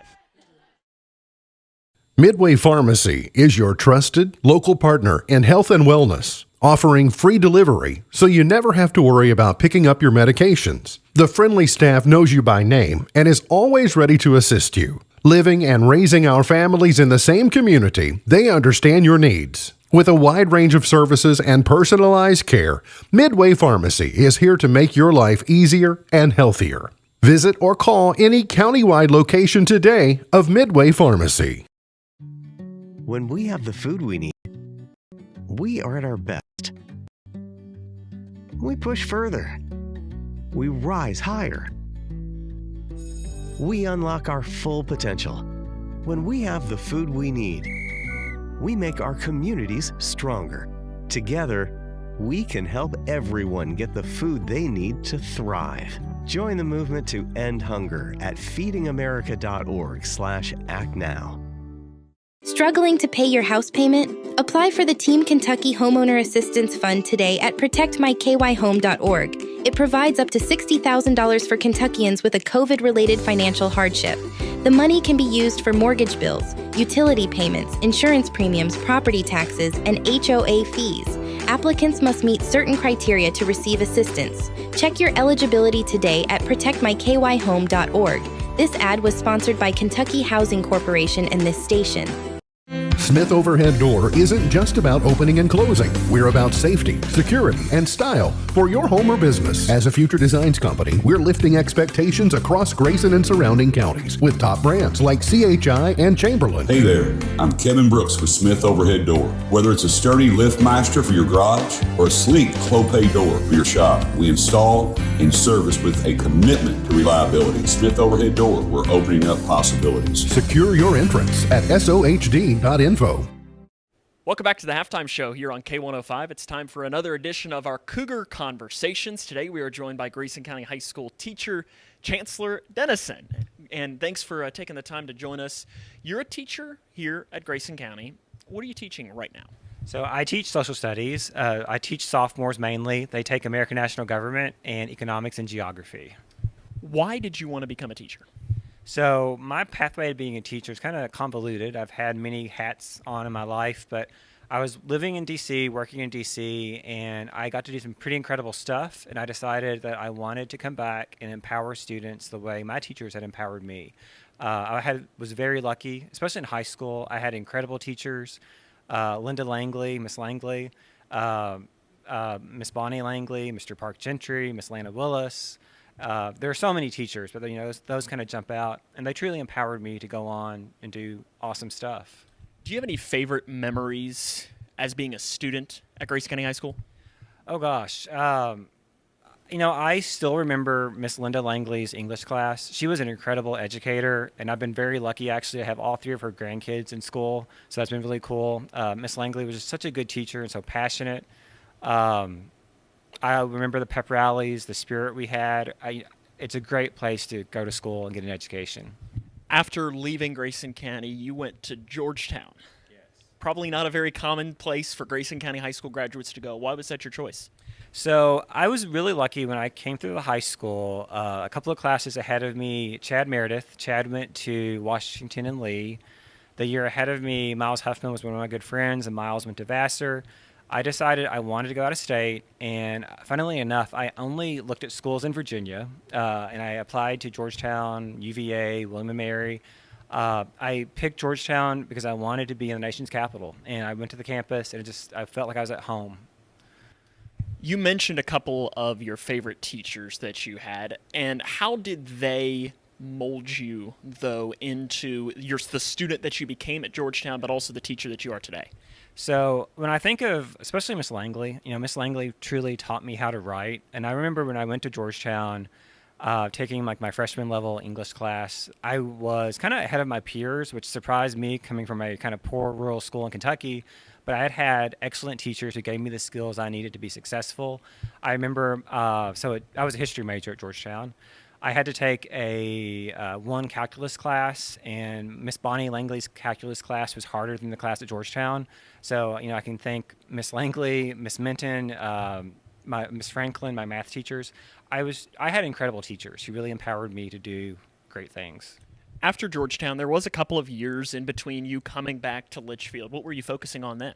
So, yeah, actually it's 15 years, Sam. It's a long time. So when I graduated Georgetown, I was did the DC thing.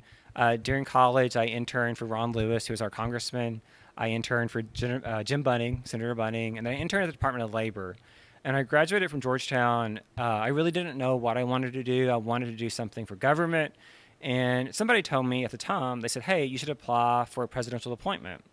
And I had no idea you could do that.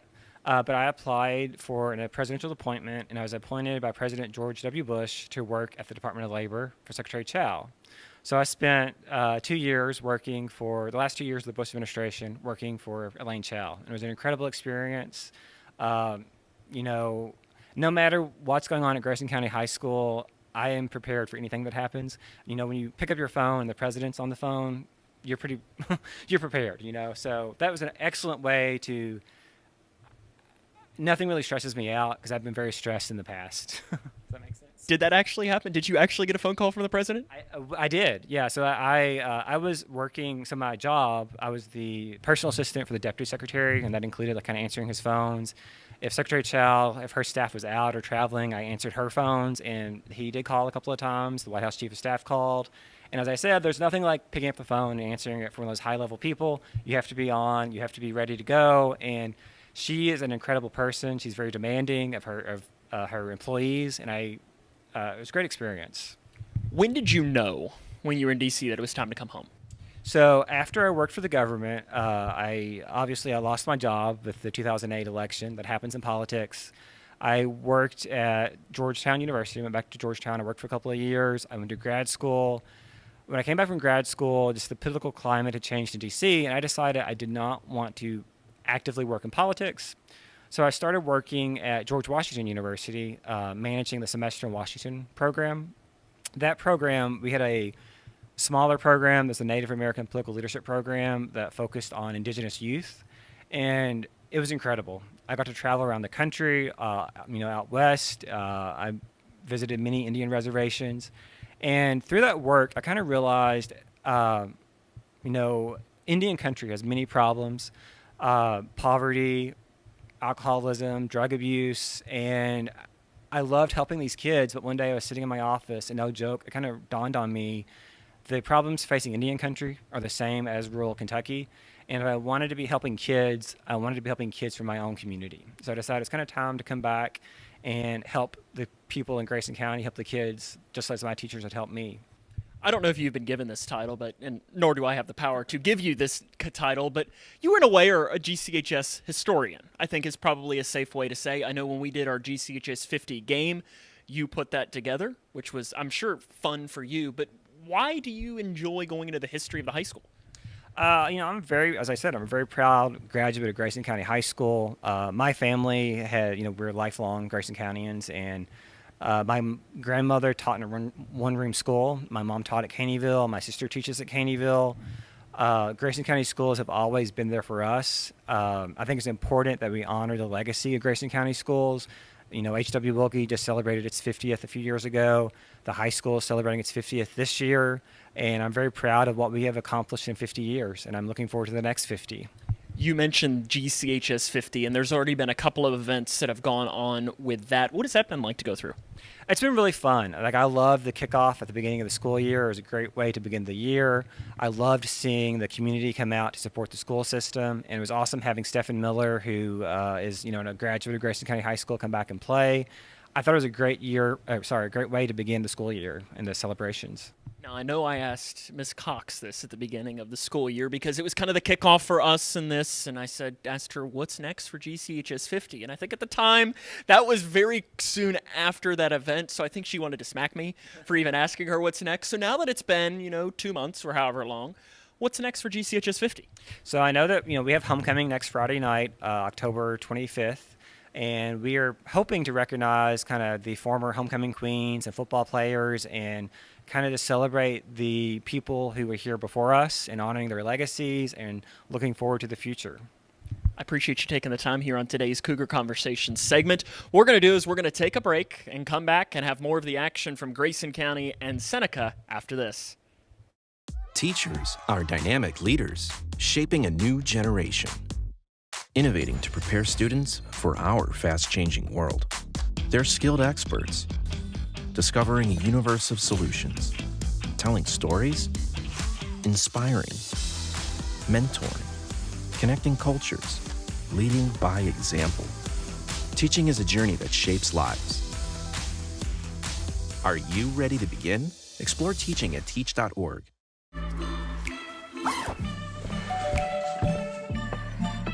Yo, camping buddy.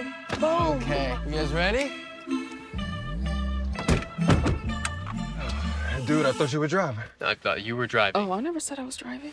I definitely can't drive. If you're high, just don't drive. It's illegal everywhere. If you feel different, you drive different.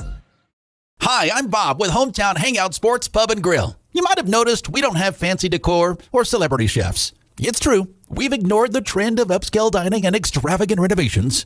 That gets pretty expensive, you know. And in the end, it's the customer who pays for those upgrades. Not at Hometown Hangout. Our guests come to us for one thing, to have a great time. Whether you're with the family, the whole team, or just friends, you'll love our fun atmosphere, exciting games, and great food. Hometown Hangout on West White Oak. See you after the game.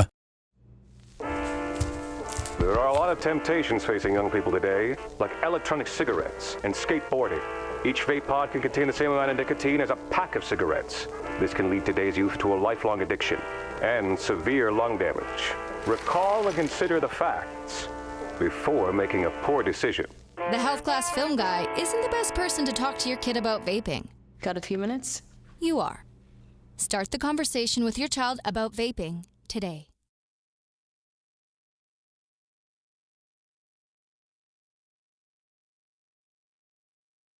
Welcome back to Seneca High School, where Grayson County and Seneca are tied at 14 at the half. How we got there is Grayson County had a 16-play drive that ended in a touchdown, 1-yard touchdown run by Colby Chaffins. Then they onside kick and recover. That one they punted. Drive had some penalties. They went the wrong way. It turned out to be very long. They gave the ball to Seneca, who goes 3 and out. Cougars block the punt, get great field position, and punch it in with a 1-yard touchdown run from Caden Hanshaw. And it was 14-0, and we were thinking, okay. Cruising, baby. We're going to be home maybe a little early tonight. Right. Seneca, though, had other ideas. 68-yard kickoff return for a touchdown on that ensuing kickoff. It's 14-6. Cougars then fumble, gives the Redhawks great field position, and it ends with an 8-yard touchdown pass from Jeremiah Towns to Jackson to make it 14-14. Ken, in about 25 seconds, what do the Cougars need to do here in the second half? Well, rediscover the magic they had in the first quarter. Things have not come easy for the Cougars though tonight, but this is a bow your neck, bow your back, and physical football game. And Grayson County second half has to match the physicality of Seneca. Second half's next, 14-all between the Cougs and the Redhawks. It's Cougar football in K105. Let's go! Like Deadpool and Wolverine, you can be a hero. Now that's a superhero landing. Save a best friend for life at a shelter near you. Us? A team? The answer is yes. Yeah! Look at you! She's coming with us! No, she's not. Oh, yes. Visit bestfriends.org today and bring love home. That's my girl! How do you define success? Is it in the mastery of skills, in teamwork, in responsibility and self-discipline? Is it found through communication or through problem solving, innovation? Is it in the inches of small victories that lead down miles of self-discovery to a destination where potential and purpose meet? Prepared and confident, Grayson County Schools. Success is what you make it. My name is Irene. My job is community school coordinator. My mom taught us that it doesn't matter how much money you have, you can always find a way to help. We started the pantry because the needs were so great. We're very fortunate to have the food bank just a few miles down. I just want our kids to experience what other kids experience and learn to say, what do I want to be when I grow up? And not worry about food. Respiratory viruses are making children sick across Kentucky. Children even get hospitalized at higher rates. But there's one easy way to protect our families. Get immunized. Pediatricians recommend staying up to date on all routine immunizations like flu, RSV, whooping cough, COVID-19, and measles. Most immunizations and boosters are even free. Call 855-598-2246 to find a provider near you. Sponsored by Kentucky Voices for Health and aired by the Kentucky Broadcasters Association and this station.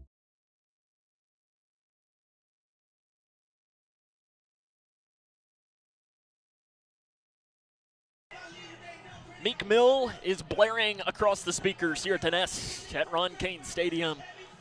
Seneca and Grayson County tied at 14 as we start the second half. The Redhawks are scheduled to get the ball, and it's been an interesting kickoff game for Grayson County. First one, onside kick. Second one, kickoff return for a touchdown. So let's see what happens third. Let's see what happens. Third time brings the charm. Maybe they'll fumble. We'll recover on about the 15-yard line. That'd be nice. I'm sure Brian Jones just wants to make sure that whoever returns this is not standing in that end zone down to our right. I agree. I concur with that for sure. It'll be Evan Hasty to kick. He only has one onside kick in the game. It went right underneath the hands of Royce Moore. But I tell you, it was an outstanding onside kick. Even though it looks like he might be setting up to do it again. I was going to say his angle he's taken. Nope. And it is a spinning kick. It's caught by one of the upbacks on the far side of the field. He's coming around the near side. Comes Spencer, shot out of a cannon. Great tackle made by Grayson County. Looks like Matthew McAllister, I believe. Again. What a play made by Matthew McAllister. He looked like he was shot out of a cannon. Oh, that's an understatement. Wow. What a play made by, that's maybe the best play I've seen him make. And after he had 2 touchdowns caught over top of him, or 1 touchdown and a Right. Yeah, he was very upset with himself. I'm looking to see if we see Jet Hawkins anywhere. He was warming up. Oh, he was? During halftime. Great. Which is a good sign. He was moving. Trainer Scott was working him through. So Seneca's going to have it on their own 25-yard line here at the start of the third quarter of play.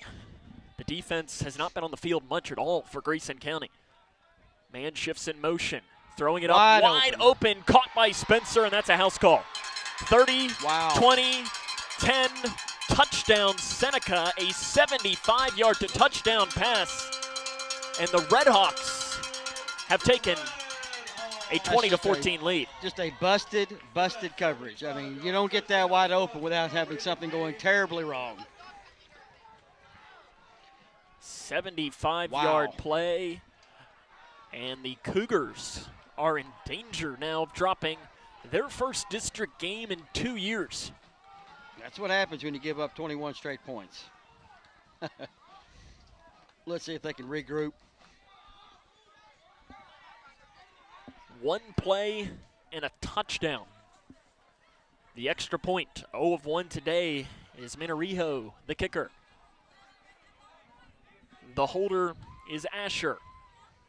And it is a line drive kick that's well wide right. 20-14, 11:35 left, third quarter. Seneca has the lead. Scooter football on K105. Owensboro Health offers excellent care for your entire family. Close to home in Grayson County with locations in Litchfield, Big Clifty, and Caneyville. Our primary care providers are experts in managing high blood pressure, diabetes, and other chronic conditions, so you can stay healthy and feel your best. Make an appointment today with one of our primary care providers at owensborohealth.org/primary care. The kick is caught back at about the 18-yard line by Ethan Mudd for Grayson County, up to the 25, 30, 35, and he's spun down up at about the 38-yard line. Ethan Mudd on the return. We got some extracurricular activity. And luckily, it's broken up pretty quickly. Ken, I think I hear the faint sound of Kenny Loggins playing right now, and I think it's danger zone right now for Grayson there County. You go. You're exactly right, Sam, not to laugh at that, but that's a good reference. Yeah, we need to see something right here out of this drive from the Cougars. Seneca, we're right behind their sideline. These guys are fired up, and Grayson County has to match that. They're going to go home unhappy. They need to channel their inner Maverick from Top Gun and do something big here right now. Tonight. Pitch play, high side to Hanshaw. He hits the 40-yard line, breaks it back towards the near side, and gets it up across the 50-yard line. That's going to move the chains for a first down on the play, down to the 48-yard line, and an injured player after the play is a Red Hawk. A little slow to get up is Julu. Yeah, he's a little slow to get up because he was run over by the Hanshaw train. 15 yards for Caden Hanshaw. By our count now, he is about 5 yards away from becoming only the third player in program history to rush for 1,000 yards in consecutive seasons. Our head official is running towards us on the sideline. Within the context of this game, that's a great way to start this possession. He's offensive making possession. I don't know what the head official is making Julu leave the game. Oh. So he's talking with Kenny Davidson. Because he was the one that was down that Hanshaw ran over. And he into the game for him is Nyquez Taylor. Oh, he's not right. And with it being a little colder, too, Ken, he got his bell rung. It looks like to me he got his bell rung. Just a little bit more. 1st and 10 for Grayson from the 48-yard line. On the give, Hanshaw up the middle, 45-40. There's 1,000. Up and down across the 35-yard line. Keeps going. Moves down even to the 30. Caden Hanshaw keeps those legs moving. And that's a big gain for Hanshaw, and he becomes now only the 3rd player in program history after an 18-yard pickup to rush for 1,000 yards in consecutive seasons. Congratulations to that young man. It's a tremendous accomplishment and also a huge run in this game.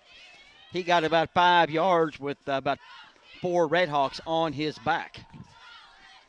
Milestone achieved for Hanshaw, but right now the only thing that really matters is that Grayson County's down by 6. Kept by Chaffins, near side, he's to the 30, 25, blockers in front of him, 20, 15, 10, 5, up the sideline, dives, and he's in. Touchdown, Grayson County. He stumbled there, Sam, the last yard. 30-yard touchdown run by Colby Chaffins. He's looking like Joe Burrow down the near sideline. Even with a dive there at the end. Channeling the inner Joey B. Yeah, that was I thought it looked to me like he lost his balance there the last 3 or 4 yards. Is that the way you saw that? And kind of stumbled and fell forward into the end zone. That's what it looked like to me. He was going up against the best defender on the field, known as the sideline. Known as the sideline, that's right. It doesn't move. Here comes the kick from Hasty to give the Cougars the lead back, and it is no good. Might have been blocked, and a penalty flag late comes in. Running into the kicker, called against Seneca. We get to do that again. And that might have been part of the reason. It's rare, Ken, that we see Hasty not make it there. Yeah, that was a total redo. That was just Brian Jones is walking around the field talking to the official. I thought somebody got a hand on it, quite honestly, Sam. See, it's interesting here. He can take the half yards, or do you consider declining and taking the 15 on the kickoff to pin them back deep? I don't think you leave points on the field at this point, but it's an interesting decision. It looks like the Cougars might go for 2 now.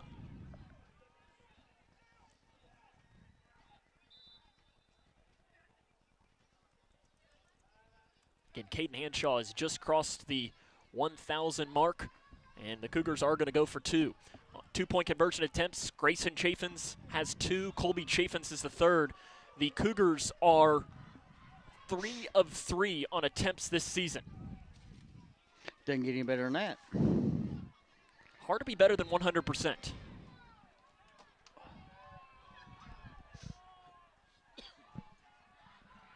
On the run, right side, gets the edge, not even touched. Hanshaw is in the end zone, and the Cougs lead 22-20, 10:22 left. Now, I'll tell you, what a football game. What a football game. I have to be honest. Driving up I-65 this afternoon, I did not anticipate this game. Seneca is really, really impressed me. But you've got to love the way Grayson County came out and responded with that drive, where things have been so tough and so hard during the first half.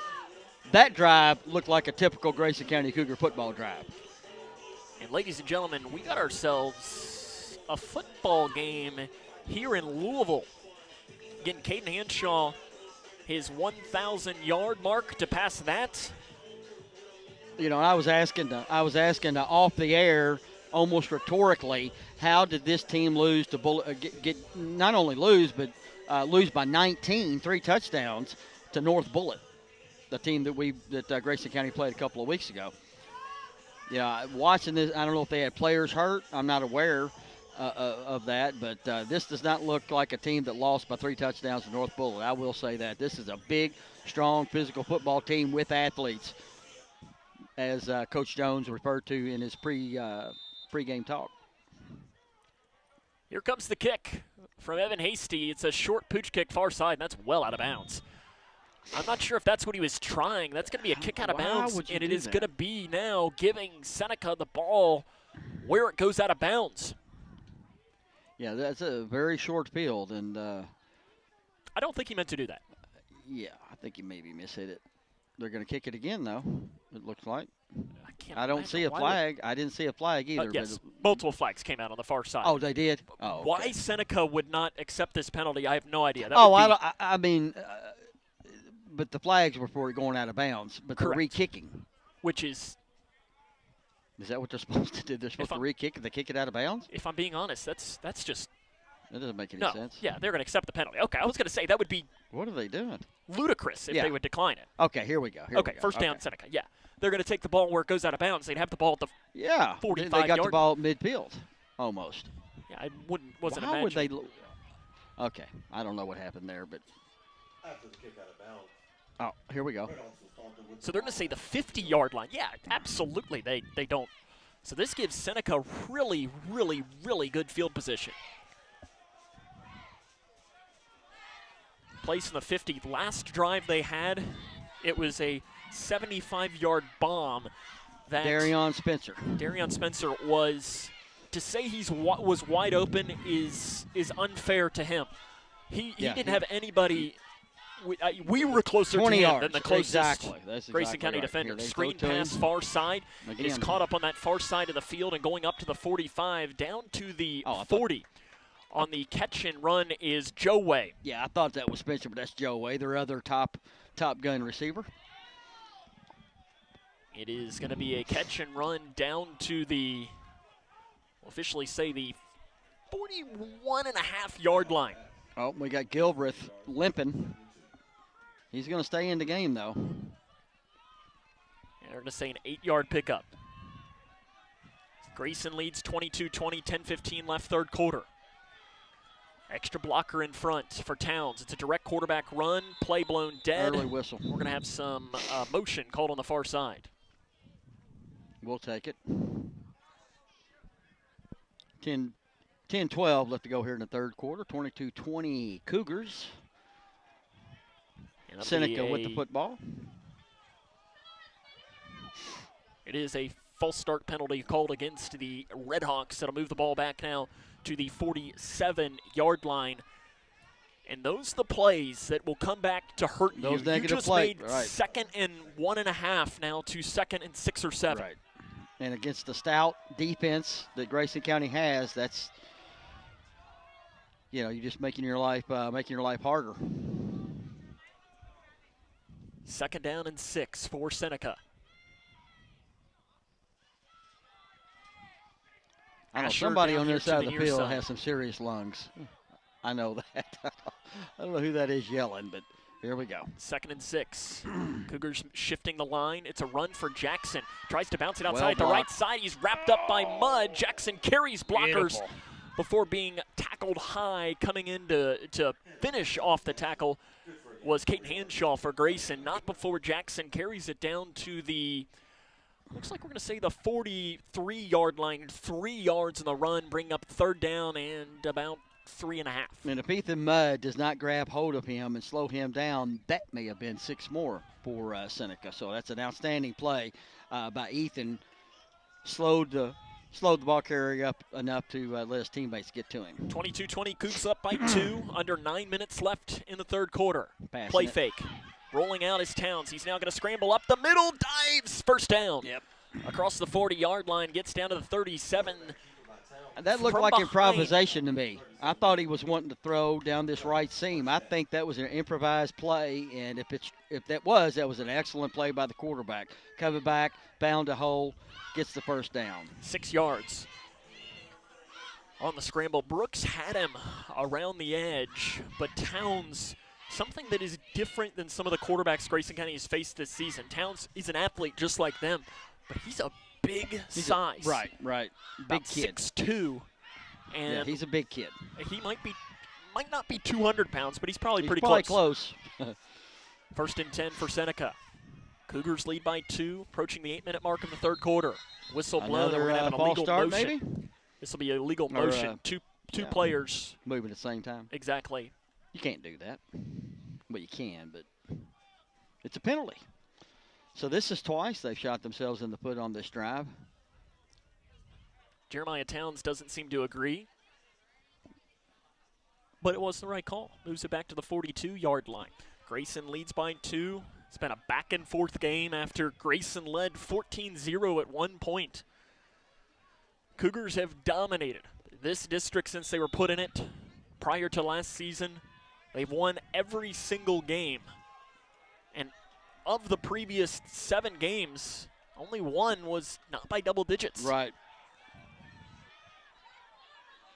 Some shifting happening on the Grayson County defensive line. 1st and 15 for Seneca now after the penalty. To pass, Towns rolls out, being chased, throws over the middle, caught, and being tackled at the 30-yard line. Camden Cornwell comes in to tackle Asher after a 12-yard pickup. Yeah, just a little turnaround route out in the long flat. Well-thrown ball. Grayson County defender right there, though, too. I'm not sure who had that tackle, Sam. Cornwell, right, Johnny on the spot. But that was a nice gain. What did they pick up on that? 13, or 12. 2nd down and 3. They get the yardage back and more from the penalty. Towns direct run, right side, trying to push his linebacker or his lineman behind him. Excellent job, strung him and he's out. Dropped for a loss in the play. Coming around the edge to make the tackle for Grayson County, Caleb Hubery was in there, along with Cornwell. Yeah, didn't mean to interrupt you there, but that Grayson County strung that out. Outstanding job that time, stringing that out and bringing that ball carrier down. That was well defended by the Cougars. And it's going to turn out to be a loss on the play. Not seeing where they've set the ball. They've set it back at the 31. Lost a 1. 22-20. Grayson trying to win outright district championships in consecutive years for the first time in program history. Jackson run, hit by Mudd around the edge, and it's no gain on the play. It'll bring up 4th down. Mudd was there. Yep, Mudd hit him, and he stood Mudd up. And then I didn't see who came in with the takedown, but outstanding job there by Ethan. He is really playing his tail off on defense tonight. It is a 2-yard loss on the play. 4th down and about 6 for Seneca. The last 2 plays, -2 yards, right? Because the last play was no gain. -1 last play, so it's been 3 yards lost on the last 2. And even you can throw in the penalty as well. They got the big gain. Right. Redhawks going negative plays on 4th down. Cougars blitzing, throwing it up the far side, and it is caught. Jump ball once again pulled down by Joe Way. Inside the 5-yard line, Joe Way is having himself a game. Yes, he is. That ball was well thrown. Joe Way went up and got it. I thought the Grayson County defender jumped just a split second too late, or that ball could have been knocked away or maybe picked. 29 yards on the completion. Seneca now in the red zone. You know, this is a team that completes, 36% of their passes? 35 I'm or 6? not sure they've had an incomplete pass today. Yeah, I was going to say, I don't think believe they have. Towns in the gun. Running back to his left. Given to Jackson. Up the middle. He's wrapped up after a short pickup up the middle by the interior of the Grayson County defense. Corbin Gary and Caleb Hubery in on the tackle. That's Hubery's second 2 slobber yards. knocker in the last 5 or 6 plays. 2-yard gain. 2nd and goal now. Kept by Towns. Tries to get around the edge, and he's wrapped up low, breaks the tackle, and he's in the end zone. He breaks away from the tackle of Mudd, and it's in the end zone, and Seneca has retaken the lead. Mudd got to him, just wasn't able to hold on. Once again, like you mentioned earlier, that's a big, strong quarterback. He's not the typical quarterback that you see at the high school level or that is Grayson County has played this year. Mudd got to him quick, just wasn't able to hold on. It's 26-22. Seneca, you you would presume would go for 2 in this scenario. And it appears that they will. They are 1 of 1 on their 2-point conversions today. Last time they threw a jump ball to Joe Way. He's going out high side.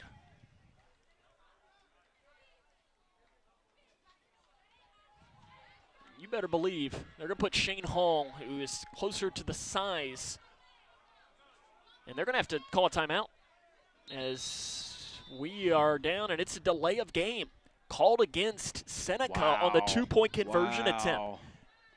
That now makes this – that's a mistake. From the 7. That makes it a lot more difficult. Yeah, that's the change. I'm sure they'll still go for 2 because that's what they should be doing, but wow, that's a huge mistake.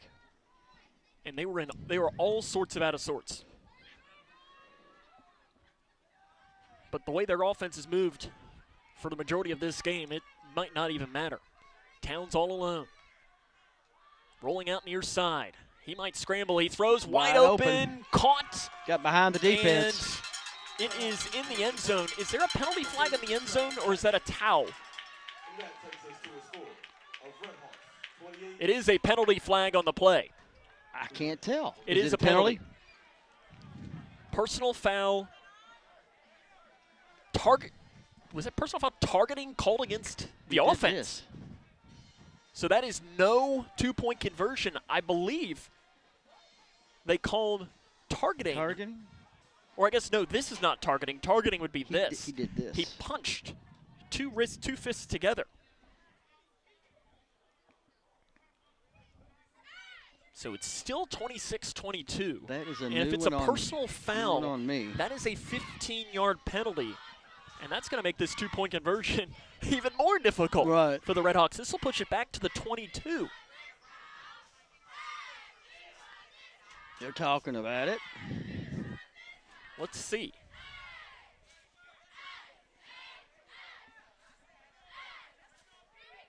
Weird play. Okay, now they're finally going to mark this off. We'll see how. Now if you're Grayson 5, County. 10. It's 15. It's it a should be back 15-yard penalty. To the 20. They're even putting it back to the 23. I've never seen this, though. It's a signal. Never helmet seen that to helmet? before. I guess. Maybe. But that's weird that you see a helmet-to-helmet play in the middle of the play. Coach Davidson, and whatever the call is, he is not happy with it. He's discussing this situation with the officials. Kenny Davidson, first-year head coach, 3-4. Yeah. Replaced Keith Eckhoff, who I believe went to Manual.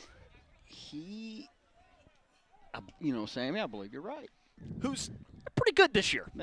They're pretty good. They're pretty good every year. I mean, they're the best 6A team in Louisville, hands down, public school-wise.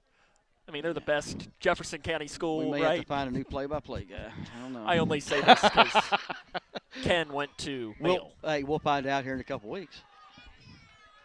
Let's go Manual, right? Go Crimson, right? I grew up rooting for Manual because that's where my parents went. Here comes the 2-point conversion attempt, and the 5-second or the 10-second hand is up, and here they go. They got to go deep, and they're going to check it down.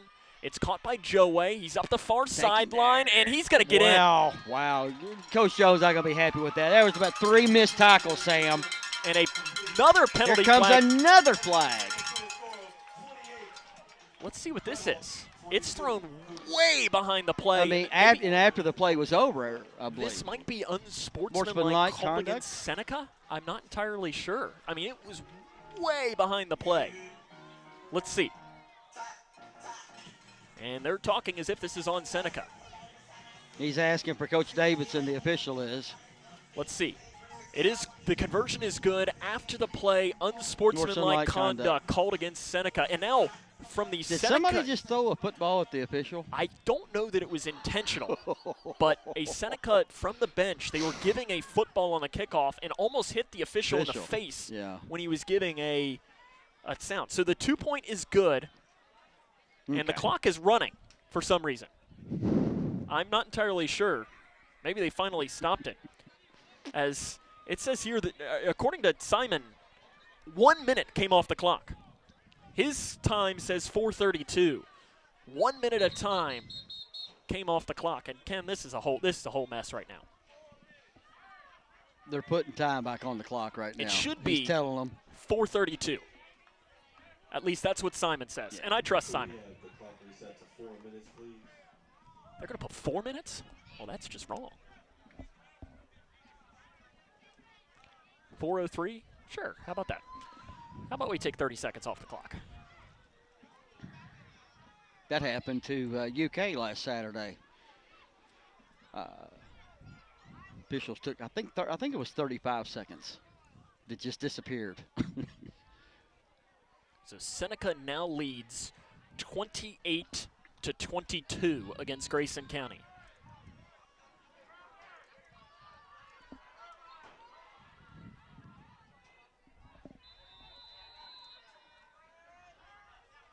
Cougars in a war. Nice kick. Kick is caught back at the 32-yard line by Grayson County. Up to the 45-40, running through and spinning Nice across return. the 50-yard line is Ethan Mudd as he gets it down to the 47. Nice return by the junior Ethan Mudd, and the Grayson County offense is going to come back out. Took them only 3 plays to score on their last drive. They've been on the sideline over there for a minute as well. Probably getting cold. See if they can keep that groove going that they had on that drive that ended in 6. Grayson County has it on the Seneca 47-yard line. 3:56 left. Third quarter. Seneca leads 28-22. Chafin's in the gun. Hanshaw to his right. Hanshaw finally broke through on his last drive. It's kept by Chafin's. He gets the edge to the 45, but that's where a nice tackle made down on the far side by Asher. Chafin's is going to get, let's see what they end up, if they give him 2 or if they give him 3. They're going to give him to the 44, which is going to be a 3-yard gain. I thought he was patient there behind his blockers, and but was spied out pretty quick by Seneca, which limited that game, which I thought was going to be 7, 8, 10-yard gain. Kudos to Seneca. Their D-line linebackers really playing well tonight. 2nd down and 6. Pitch to Hanshaw, and Oh, he's right met on him. immediately in That's the backfield. Gilbert. Breaks through, Oh, though! look at that And he's kid. finally Oh, my tackled as he Lord. crosses the 45 and gets down to How the did- 43. He scored through and made something out of nothing before A.J. my. Joe Way made a tackle that saved a touchdown. Wow, how he got out of Gilbert was right there in his face, 3 yards behind the line of scrimmage, and he somehow spun out of that, got away from that kid, and ends up picking up, a couple of yards? Should have been down behind the line of scrimmage. Wow. Is how many he gains for Hanshaw. Just a yard on that one. 3rd and 6. Hanshaw again on the give. He hits the 40-yard line, bounce it outside. He's got the first down and more. There you 30, go. and he's finally brought down near the 25-yard line for Caden Hanshaw. Typical Hanshaw run, up the middle, sees a seam on the right. His cutting ability is, and his vision, his field vision is outstanding. Down to the 24, 19 yards on the run for the sophomore Caden Hanshaw, who earlier today crossed the 1,000-yard mark for the season and also became Grayson County's second all-time leading rusher. Ken, he's a sophomore. And he may pass the 1,100-yard mark tonight because I just think it's going to be a steady diet at Caden Hanshaw. Hanshaw here we go He again. hits the 20, and he's tripped up low. Nice tackle made by Asher, but not before Hanshaw There's a carries it flag. down to the 15, 9-yard pickup. Behind the play, there is a penalty flag, and it is holding called against the Cougars. And that is the last thing you wanted after you had finally had some momentum going on offense. You're inside the red zone, well inside the red zone. That's just a coach killer. You see the gray hair, ball-headed coaches? This is why. My goodness, and that was a great run. That'll move it back to the 34. After that holding call, Cougars will spot the ball. Hanshaw, 104 rushing yards on the day. Most of that, about 50 of that, has come in this third quarter.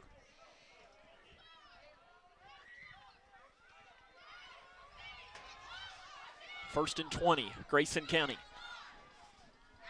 on the Seneca 38. Chaffins kept up the middle in the read option to the 30. He spins into a tackle up on the far side, carrying it down to about the 27-yard line. He'll get about 7 on the run. Nice run. Nice run. I thought he had some really good blocking on that right-hand side that time. He had quite a bit of room to run. And 8 officially on the run for Chaffins. Seneca, they do a tremendous job of pursuing the football. They really do. 2nd and 12. Under a minute left in the third quarter. Cougars trail by 6 in this game. 2 to the right, 2 to the left. Hanshaw will now shift from the left side to the right side of the senior quarterback, Chaffins. It'll be kept by Chaffins up the middle. He hits the 20-yard line, and he's tackled by the turf monster inside the 20. That'll bring up 3rd down now for Grayson, but 3rd down and manageable for the Cougars of about 3 or 4. Yeah, if he had fallen down, that was 1st down. 9 yards on the game. Cougars will not need to snap it again if they don't want to. They're going to get the play, and I'm sure it's one of these things where Jones told Chaffins, if you like the look, run it. Go for it. If not, right. Let's just take it to the quarter. 10 seconds left in the quarter. They're going to spread it wide on 3rd down and 5 for Grayson County. Chaffins kept up the middle, and he's going to pay the price for it. He might get back to the line of scrimmage, and then is thrown down after the play. No whistle blown. Now we got a little bit extracurriculars, and now a penalty flag is going to come out after, and let's see who this is going to be on. And another one comes out. There's laundry on the field left and right. Gilbreth, the player leading tackler, is hot right now on the field. And if this is on Seneca, that is a backbreaker because that'll be an automatic 1st down for Grayson County. And if it's on Grayson County, Ken, that's even worse for the Cougars because you're turning. I don't know what happened though. Chaffins was thrown down after the play. Let's see. Dead ball. Let's see what they personal foul called against the Cougars. Dead ball. Personal foul called against Seneca. So it's offsetting. It's not going to matter. The Seneca penalty may be what you're talking about. And it'll be 4th down. I didn't think the whistle had blown, but you say he was. If the whistle had blown, then yes, we're going to take a break. That's a 28-22, Seneca leads at the end of the third quarter. This is Cougar football on K1. Miles, you're late. Again. You are not living Where have you up to been? your full potential. No sense of responsibility. Everyone's going through something, even superheroes. Is that the best you can? This mediocre work is You're not reaching your full potential. Unacceptable, Miles. Let's take the stigma out of asking for help. Hey, Dad. You got a minute? Yeah, what's up, son? If you need support, visit kevinlovefund.org to learn more. I just got so much on my mind. Hi, I'm Peyton Manning, and I'm partnering with the American Red Cross this year to tackle blood shortages. Giving blood's important because every 2 seconds, someone actually needs blood, and unfortunately, only like 3% of the U.S. population donates. So we have to step up to give and to make sure there's plenty of blood available for those in need. Visit redcrossblood.org to get in the game and make an appointment to give.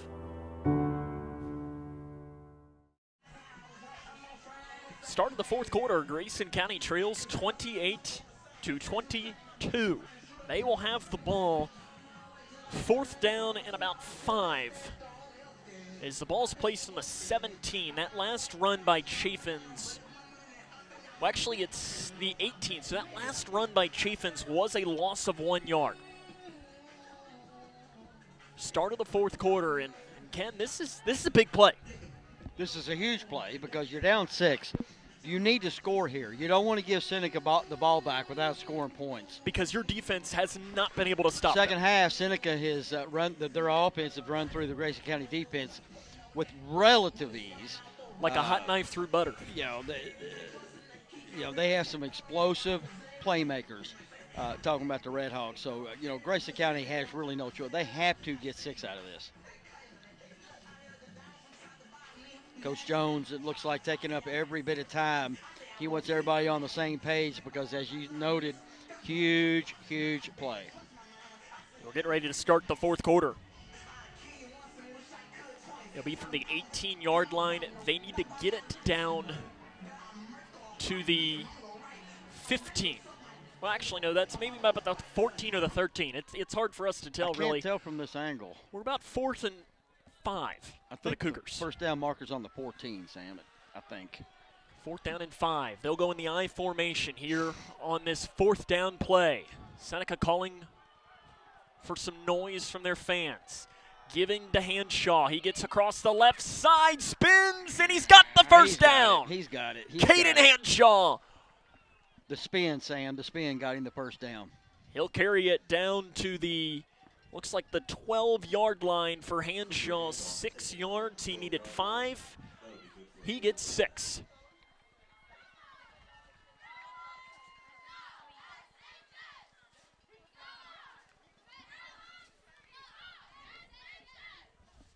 First down and 10 for Grayson. They trail by 6, 28-22 here on the road at Seneca. Hanshaw shifts from the right side to the left side of Chaffins. 2 wide receivers on the left side. Kept by Chaffins. Up the middle. He goes right up. 5. Touchdown, Grayson County. Colby Chaffins. 12-yard touchdown run, and the Cougs have tied the game up. I think Seneca was anticipating a Hanshaw run, and Chaffins took advantage of that. Wow. He was, I think he was untouched. Did anybody even touch him? His 3rd rushing touchdown of the game for Colby Chaffins. But, you know, when you have a stud like Hanshaw, you know, he draws a lot of attention and can create opportunities like that. Hasty to give the Cougars the lead. Chaffins the holder. Good snap, good hold, and he split the uprights. Cougs back in front, 29-28, 11-18 to go. It's Cougar football on K105. Hi, I'm Bob with Hometown Hangout Sports Pub and Grill. You might have noticed we don't have fancy decor or celebrity chefs. It's true, we've ignored the trend of upscale dining and extravagant renovations. That gets pretty expensive, you know. And in the end, it's the customer who pays for those upgrades. Not at Hometown Hangout. Our guests come to us for one thing, to have a great time. Whether you're with the family, the whole team, or just friends, you'll love our fun atmosphere, exciting games, and great food. Hometown Hangout on West White Oak. See you after the game. There are a lot of temptations facing young people today, like electronic cigarettes and skateboarding. Each vape pod can contain the same amount of nicotine as a pack of cigarettes. This can lead today's youth to a lifelong addiction and severe lung damage. Recall and consider the facts before making a poor decision. The health class film guy isn't the best person to talk to your kid about vaping. Got a few minutes? You are. Start the conversation with your child about vaping today. 29-28. Grayson leads 11-18 to go. Tell you, this is it's been a football game here today. It's been very, very entertaining, and it'll be Evan Hasty to kick from left to right. Last one that he kicked was not probably what he had imagined. He kicked it straight out of bounds. Right. Yeah. Let's not do that again. And it only went 10 yards. Waiting for the official to give him the signal, and here it comes.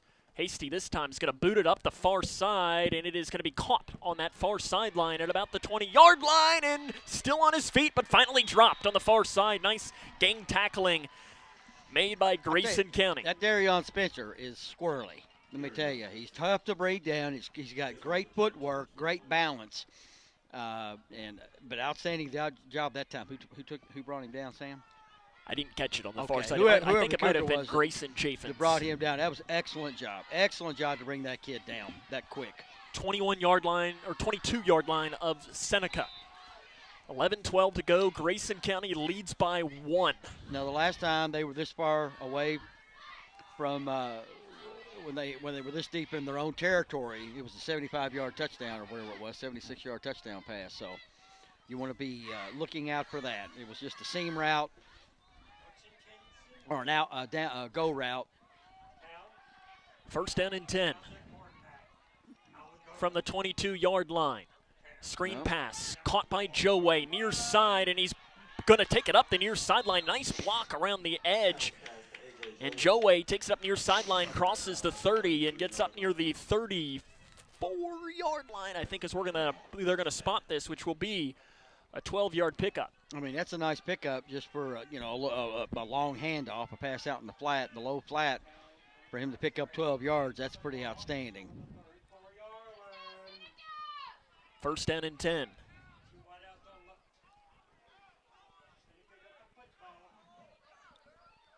And here comes the play coming from the Red Hawks. 11:04 to go in the game. It's 29-28. Grayson County has the 1-point advantage. In the gun goes Towns. Calls for a check. Joe Way in motion. Turns ball bounces around off of the shin of Towns. And there to pick it up was Jackson to save what would have been disaster for Seneca, but is still going to be a loss of 2 yards back to the 32. We've seen a couple of bad snaps today. Yeah, that's about the third one this game that I've noticed that Seneca has had. And they've been, we've seen some high, we've seen and some low. You know, he's an equal opportunity, a bad snapper occasionally. 10.5 left. That's Grayson job, County man. leads by job. 1. New running back into the game. That is Higgins the third. Spencer meets into the backfield. Fakes the handoff. Coming out near side. Now stepping up in the pocket. Looking to run is Towns, and he's smashed and dropped for a loss of 1 yard back at the 31. I don't think he got to the line. Jimmy Lear in on the tackle for Grayson County, along with Maddox Anderson. Back to the 31. This will bring up 3rd down and long. We've called Maddox Anderson's name tonight a few times. He's playing extremely well tonight. That was a huge defensive stand and a big play right here defensively for the Cougar faithful come to life on the far side. They are not messing around over there. But they're making some noise. Yeah, they are. And the Seneca fans are making noise as well. Their team is calling for noise. 3rd and long. 9:30 left. 3rd down at about 13 for the Red Hawks. Towns to pass. He's going to throw it up, looking for Spencer up the far side, and it is incomplete. Broken up by Shane Hall on the far side of the field. If Shane Hall had not come in late, that was 6. Obviously, another well-thrown football. And now Seneca has a decision to make. 9:20 to go. It is a 1-point Grayson County lead. 4th and 13 from your own 31. Ken, do you punt? I don't know anything about their punter, and obviously, but Davidson is going to call a timeout. Yeah, he's got to think about this, I would assume. Are you punting, or are you trying to go for it? 4th and 13. You don't get it. You're giving Grayson great field position. If I have somebody that that I trust punting the football, I would punt. Yes. The last time they went back to punt, it was blocked by Grayson County. A couple of score updates to bring you.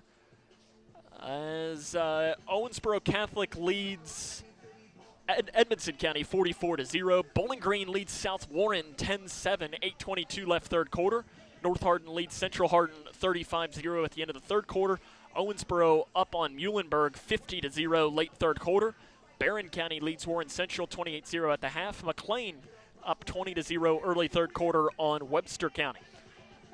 Try to see what other score updates that we can bring you. Bardstown all over Nelson County 40-14. And Russellville at the half leads Caverna 24-8. Those are a couple of the scores that we see. Appears that they will punt, will Seneca. And I think that is probably the right decision. If you have a punter that, is competent, I would definitely punt. Grayson Chafin's back to return. You got to watch for maybe some tricky business. And they almost block it again. And they're going to make contact with the punter, and that's going to be roughing the punter, and it's going to be an automatic 1st down. Grayson Chafin's comes up near side. That's a huge mistake. And he's tackled out of bounds. Huge mistake. My goodness. Camden Cornwell, I believe, was the player that almost came in, and it's going to be on the Cougars. And the question is if it's running in or roughing, and I believe this is going to be roughing, which would be an automatic 1st down.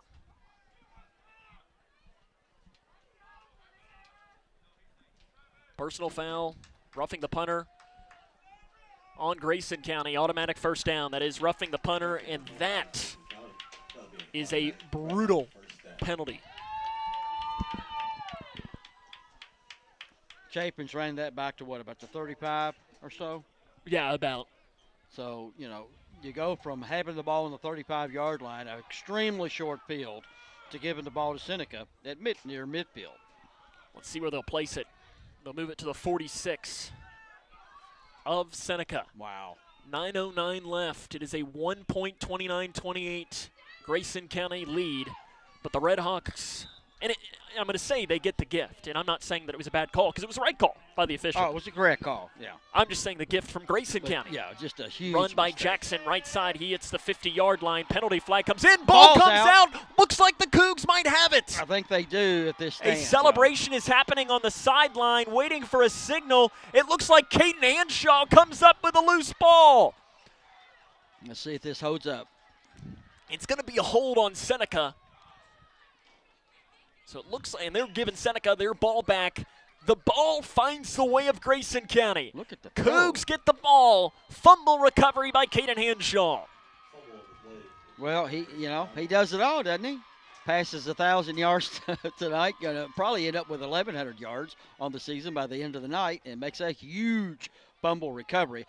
Obviously, we couldn't see from here. There was, no way we could tell why that ball was fumbled, but you got to wonder if that's something I asked Jones about after the game, if somebody caused that fumble or if it was unforced. First down and 10 for Grayson on the Seneca 45-yard line, 8:53 left. Grayson leads by 1. Run by Mudd, left side, and he runs up across that left side for about 2 yards. He got a couple of yards. He got stood up pretty good, though. I tell you, the MVP for that Darian Spencer for Seneca is just playing a whale of a football game. It's also hard not to give it to A.J. Joe-Way. Yeah. There's three or four of these guys, Joe-Way included, Gilbreth. These guys are talented. They're skilled football players, and they're all playing extremely well tonight. 1 yard on the run for Mudd. 2nd down and 9. I don't think from the 44-yard line. Cornwell shifts in motion from the high side to the near side. Chafin's in the gun. Kept by Chafin's. Left side run. And he breaks a tackle at the 40-yard line, and he's shoved out of bounds near the 35. It'll depend on the spot, but the first indication is first down, Grayson County. I think that's where he was running to. He was running into that spot. 33-yard line. He gets 11. Does Colby Chafin's. 8 minutes remain in the game. And if you're Grayson County, that scoreboard is your best friend right now. Right. You want that baby rolling. Hopefully that clock can continue to run. First down and 10. Man in motion. Hanshaw, run left side. He hits the hole across the left side, continues to be pushed across the 30-yard line down near the 27. Caden Hanshaw's second effort is outstanding. Now he literally had 3 or 4 guys on his back, and Darian Spencer for Seneca just tapped his head like he wanted to come out, but he's not coming out. He's one of their playmakers on both sides of the football. I don't know what's wrong, but he's uncomfortable.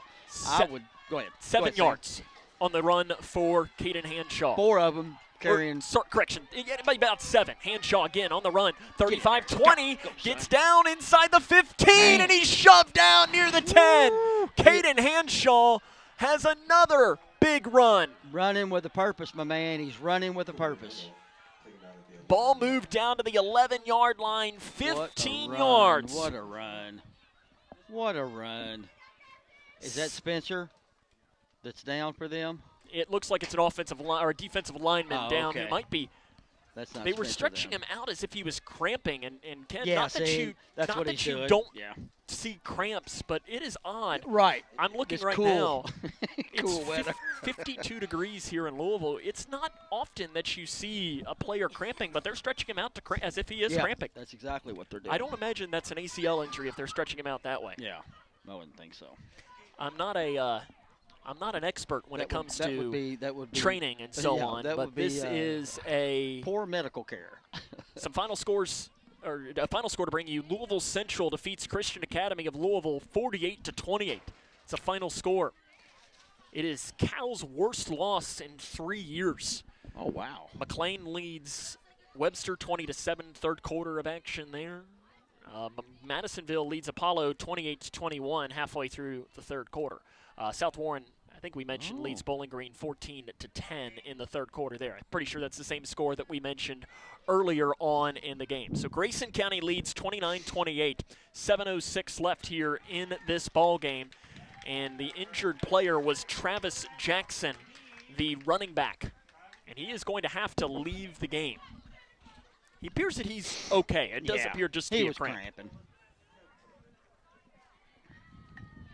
So it's down to the 11-yard line. That is a 15-yard gain.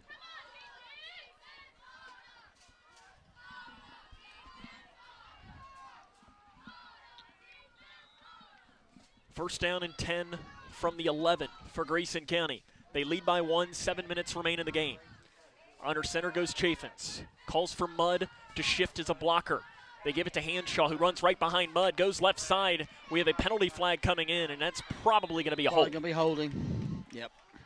I didn't see the hold. That doesn't mean that it didn't happen. There's 2 penalty flags on Ken, which probably means that it was blatant. And that's shooting yourself in the foot if you're Grayson. I can't believe you just said that, because I was going to ask you, are we continuously shooting the Cougars continuously shooting themselves in the foot tonight with penalties? Holding called against Grayson. Moving it back now to the 21-yard line. Cougars led 14-0 early on in this game, and it looked like they were going to cruise to a victory, but a kickoff return by the Redhawks has shifted everything about this game. They lead by 1, 6:35 left in the contest. And counting. Cornwell shifts right side to the left side of the line. Pitch high side to Hanshaw. Spins out of a tackle in the backfield. He has blockers in front. Left side up the far sideline. Crosses the 10-yard line. What a run by Caden Hanshaw. That should have been a loss of 2. Should have been a loss of 2 right there, Sam. What a spin he made to get out of trouble, because he was going down behind the line of scrimmage. What a great play. 14 yards on the run for Caden Hanshaw. Bring up second and about 5. What a play made by Caden Hanshaw.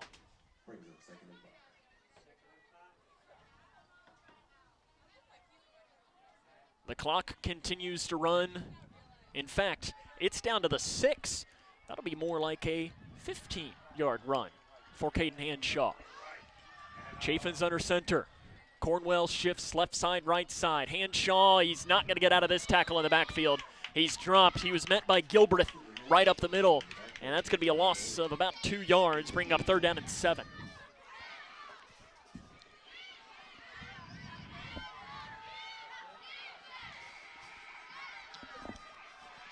The fans are coming to life. The band is making a lot of noise right now. They don't have a huge crowd here tonight or anything, but they're making noise. 3rd and 8 for Grayson. The band is playing right now, Ken, which is an unsportsmanlike conduct penalty. That. Yep. And they're on the other side of the field, so the officials might not be able to hear it. Kept Chaffins left side, and he's dropped after a short pickup. Across the left side, he's short of the first down marker. 4th and it's going to go down to the 7-yard line. It is 2 yards on the run for Colby Chaffins. 4th and goal from the 5. Cougars going to leave the offense on the field. 5 minutes remain. Grayson leads by 1. 4th down and 5 from about the 7. I formation for Grayson County. Chaffins under center. And they get him to drop. They get him to jump. Chaffins throws a kneel down. Did they not throw the penalty? I don't know, but he got smacked pretty good by the center, or by the nose guard. And they don't call a penalty. Oh, wow. That's a little bit surprising. So Chaffins took a knee expecting them to call offside, which it appeared to be from our angle, but that is a turnover on downs, and now Grayson had a chance to make this a 2-possession game, and now Seneca will have it with 4:42 to go. Their defense makes a huge stand. Aided and abetted by some Cougar mistakes. And that last play, I still don't know what happened, Sam. They hit her quarterback after the whistle's blown. He's down on the ground, and they hit him. I mean, that was a shot he took. Wow. First down and 10 for Seneca on their own 7-yard line. 4:42 remain. Grayson County leads by 1. Direct run for Towns. He's hit and dropped and wrapped up. Will Vincent in on the tackle. We'll say this: they're down 1, but there's no making a field goal. So they're gonna have to score a touchdown to win this football game. Seneca's only attempted 1 field goal in the last 2 years, and that was last year. They didn't make it. The Cougars defense has certainly played, I think, better here in the fourth quarter. They've looked awful good here late in this game. 2-yard gain. What a great game this is, though. Wow. 2nd and 8. 4 minutes left in the football game.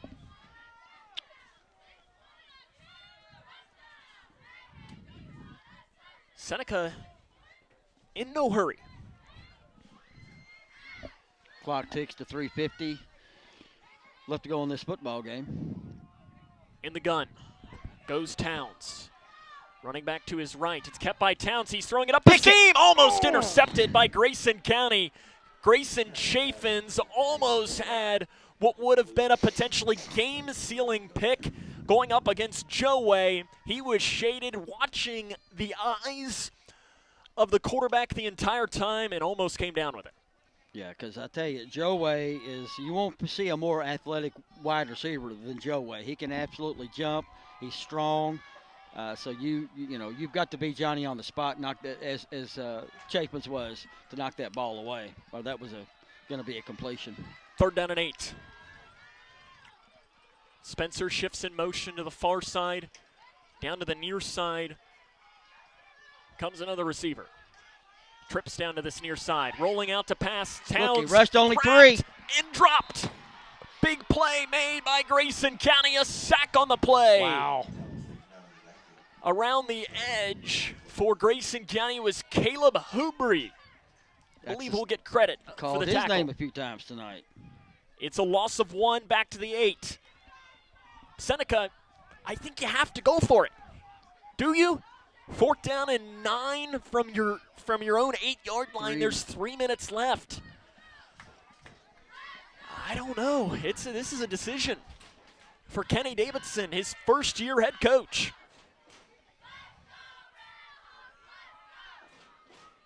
And they will leave the offense on the field. They're going for it. And really, Towns has Jackson to his right. Trips down to the near side of the field. 1 to the far side, high snap. Towns has all day to pass. Now here comes a blocker. We have a penalty flag thrown on the far side. Since they blew the play dead, it's presuming that it has to be on Seneca.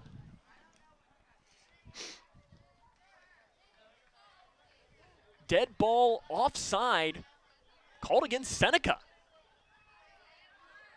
They called offside on the offense, which means that the receiver on that far side clearly was lined up over the line of scrimmage. And those are one of those that you just have to look to the official. Well, you look and to the he'll tell official you. and get the okay. Yeah. That's half the distance. So it's only a few yards. So it's a 4-yard penalty, but at least it should be half the distance. Let's see. They do put it at the 4. And now, with 2:41 to go, you're still going to have to go for it. Deep in their own end. If you remember, this is almost deja vu to the Moore game. Jet Hawkins had the big game-clinching interception. 4th down and 13 for Seneca. 2 pass, rolling out, breaking away from one tackler. Towns still on his feet. He's going to set up the screen. He's going to have to break a lot of tackles up the far side. Breaks one, up the far sideline. 1st down, Seneca. What a great individual effort by that young man. Who was that, Joe Way? It was Jackson, the running back. The catch and run carries it up the far sideline to the 19, 15-yard gain. In traffic, in heavy traffic, I might add. He should have been taken down a couple of times. Great balance and great footwork again. The Cougars' tackling today has not been good. And I'm sure Coach Jones is probably none too thrilled on that. Ball's to the 19-yard line. There's 2 minutes left. The clock is moving. Seneca, if my memory is right, has 2 timeouts remaining. 1st down and 10 for the Redhawks. You have to be careful. They have hit deep balls today. to pass.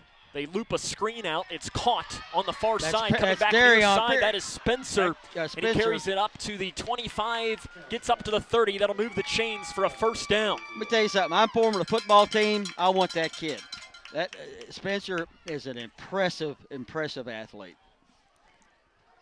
First down and 10, 90 seconds and counting left. The Redhawks need to hurry. Grayson County leads by 1, 29-28. Extra blocker shifts to the left side of the line. Towns, three-step drop, looks far side, throws off into the flat. It's complete up that far sideline to Spencer. He stays in bounds and he breaks the tackle. There he goes, up the far sideline, 20, 15, 10, 5, touchdown, Seneca.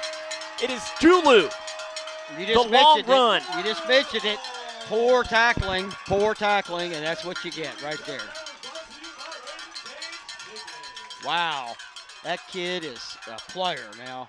Julu with the catch and run of 70 yards, and Seneca takes the lead with 1:07 to go.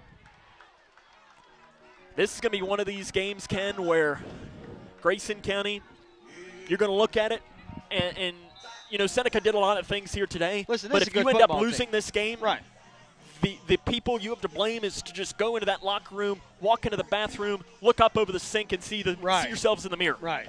I agree. Not to take anything away from Seneca, okay? Because I'm very impressed. But Grayson County has tackled very poorly here, particularly in the second half. We've mentioned it a few times here in the second half. So that's a problem.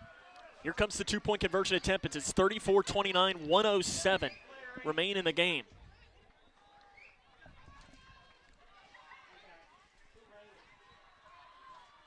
Here comes the two-point attempt. Throwing over the middle, and it is no good. 1:07 to go. Seneca leads by 5. It's Cougar football on K105. How do you define success? Is it in the mastery of skills, in teamwork, in responsibility and self-discipline? Is it found through communication or through problem solving, innovation? Is it in the inches of small victories that lead down miles of self-discovery to a destination where potential and purpose meet? Prepared and confident, Grayson County Schools. Success is what you make it. My name is Irene. My job is community school coordinator. My mom taught us that it doesn't matter how much money you have, you can always find a way to help. We started the pantry because the needs were so great. We're very fortunate to have the food bank just a few miles down. I just want our kids to experience what other kids experience and learn to say, what do I want to be when I grow up? And not worry about food. Grayson County in a situation they haven't found themselves in quite some time. As they trail this game now 34-29 with 1:07 left. And it's just been really, Ken, embarrassing tackling today from Grayson County. Second half, I'd say yes. The tackling has not been great. And what we're talking about, you know, this is open field type stuff. And also that the touchdown that Seneca just scored, Julie probably should have been taken down 2 or 3 times before he reached the end zone. But, the tackling is not generally an issue with Grayson. I know Marshall County, after the Marshall County game, Coach Jones did speak about that. But generally speaking, this team tackles very well, but not tonight. 1:07 to go. Here comes the kick. 34-29. Grayson trails by 5. No field goal would score help 6. You got to get a touchdown. A touchdown would win the game, though. Just like Seneca needed. They're missing an extra player on the field, was Seneca. Yeah, there was a player down on the far side of the field that nobody noticed until he'd been laying down for a couple of minutes. But Travis Jackson, he's being helped off the field right now. Here we go. Here comes the kick from the Redhawks. 1:07 to go in the game. And it's a line drive spinning kick. It's caught by Mudd at the 23-yard line. Mudd to the 30, up to the 35, gets up to the 40-yard line and carries blockers up to the 43. Nice return by Ethan Mudd, and Ken, 56 seconds to go. You have the ball on your own 43-yard line. You need a touchdown. 56 seconds. Grayson County, I believe, the scoreboard is not accurate here. I believe they have all 3 timeouts. I do not have memory of them taking a timeout. I don't think Brian, I don't think he's taking a timeout this half. I think you're right. 42-yard line will be where it is. So Grayson will need to go 58 yards in 56 seconds. One yard every second. Which we know they are capable of doing, But they can score Grayson quick. County's best success is running the football. Right. And I don't know how much of that you can do right now. Trips to the left side, one here to the near side. Chafin's in the gun. To pass. Looks far side, throwing off into the flat. It's complete. That's a short pickup. And get out of bounds. They are going to not get out of bounds. They're going to say that the player was in bounds, Ethan Mudd. The clock is rolling with 40 seconds left.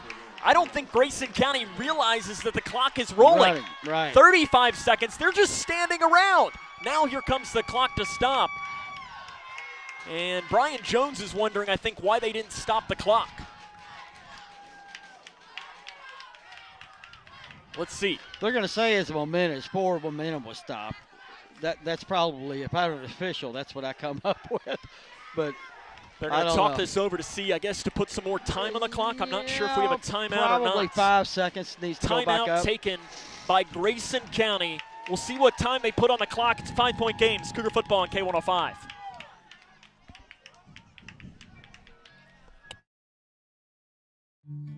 When we have the food we need, we are at our best. We push further. We rise higher. We unlock our full potential. When we have the food we need, we make our communities stronger. Together, we can help everyone get the food they need to thrive. Join the movement to end hunger at feedingamerica.org/actnow. Struggling to pay your house payment? Apply for the Team Kentucky Homeowner Assistance Fund today at protectmykyhome.org. It provides up to $60,000 for Kentuckians with a COVID-related financial hardship. The money can be used for mortgage bills, utility payments, insurance premiums, property taxes, and HOA fees. Applicants must meet certain criteria to receive assistance. Here comes the play for Grayson County, 2nd down and 9. 42 seconds on the clock right now. Is the call. Rolling out near side comes Colby Chaffins. All day to throw. He's got he floats Jet. it. He's got Jet. a receiver diving attempt. He can't make the catch. With 35 seconds left, Chaffins had Hawkins wide open. That was 6, man. That was 6. He saw him a little late. Jet was wide open. 3rd down and 9, 35 seconds left. Grayson County trails this game 34-29. My. They're going to look at that on tape and like, what in the world? That's a very difficult throw for Chaffins. I don't think he saw him. He was rolling out. I don't think he saw him until it was too late. It wasn't like he saw him and didn't throw him the ball. I don't think he saw him. That's also on the move, 40 yards in the air. Yeah. That's a bomb. Oh, man, he was wide open. Lord have mercy. 3rd down and 9. Seneca leads by 5, 34-29. 35 seconds left. Chaffins to pass, sets up a screen, right up the middle, going to the 45, 50. That's Grayson Chaffins. Goes to the 45, scurries out of bounds, and he's hit out of bounds. No call. How do they not call it, Ken? To the 44. Chaffins was drugged down as he was going out of bounds. They don't call it. It goes to the 44, though. Big gain, catch and run of 13 yards. 1st down, Grayson, 25 seconds now. 2 timeouts left. Is that correct? I believe that's correct. 1st down and 10. 2. I mean, you've got 4. You got 4. As many as 5. As many as 5 plays. Probably no more than 5. The fans come to life here at Ron Cain Stadium. Chaffins, 3-step drop. He's pressured. Throws up near side, incomplete. He throws it into double coverage. 19 seconds now on the clock. They missed a hold on the Cougars that time. Thank goodness they didn't call that. But it was he had a handful of jersey. Wow. 19 seconds remain. 34-29. Grayson County has the 5-point lead. 6 seconds. Ball is placed on the Seneca 44-yard line. Really, I can tell you it's second down and 10. The 10 doesn't matter. Doesn't matter. It's second down. And really, that doesn't even matter. Either, really, probably. Because well, I don't know. 19 seconds is probably about 3 plays, barring a timeout taken by Grayson. 2 on each side. Kenny Davidson, I think, wants a timeout. He does not. Chaffins throws far side. It is incomplete. Oh, my Looking for Lord. Ethan Mudd. Overthrows it. 4 seconds come off the clock. I think that's adrenaline. Because that was just going to be a little 6 or 8 yard gain or run out of bounds. That's what that plan was on that play. But 15 seconds. Good things only took 4 seconds. 15 seconds left, 3rd and 10, Grayson. They need to get it to the 34. Whew. Not sure it really matters, though. What they really need is 44 yards and a touchdown. Shane Hall, the receiver, down to the near side. Caden Hanshaw to the right of Colby Chaffins. Chaffins to pass. Looks, far side, throws over the middle. It's caught by Jet Hawkins to the 30-yard line, and he is going to go down with 28 seconds left. 4 seconds remain. Brian Jones calls a timeout. It is a gain of 17 yards down to the 27. 4 seconds left, 34-29.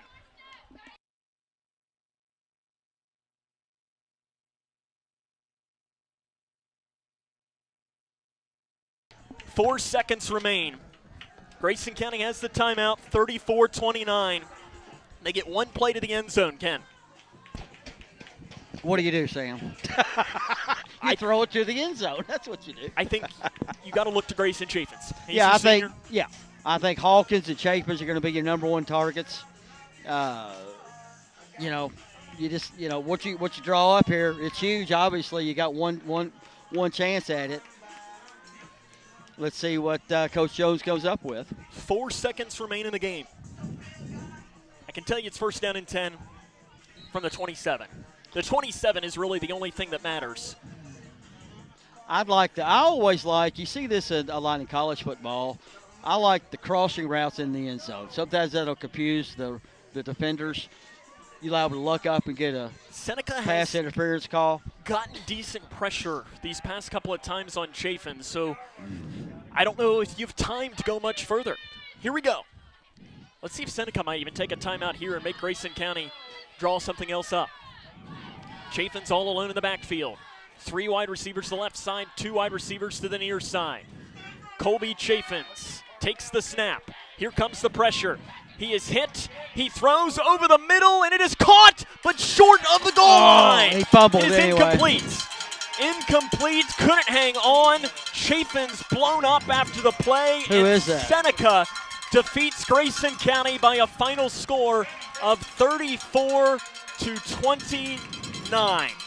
A heartbreaking loss for the Cougars today. They come into the bird's nest and can't come away a victor. Final score, Seneca 34, Grayson County 29. This is Cougar football on K105. There are a lot of temptations facing young people today, like electronic cigarettes and skateboarding. Each vape pod can contain the same amount of nicotine as a pack of cigarettes. This can lead today's youth to a lifelong addiction and severe lung damage. Recall and consider the facts before making a poor decision. The health class film guy isn't the best person to talk to your kid about vaping. Got a few minutes? You are. Start the conversation with your child about vaping today. Let's go! Like Deadpool and Wolverine, you can be a hero. Now that's a superhero landing. Save a best friend for life at a shelter near you. Us? A team? The answer is yes. Yeah! Look at you! She's coming with us! No, she's not. Oh, yes. Visit bestfriends.org today and bring love home. That's my girl!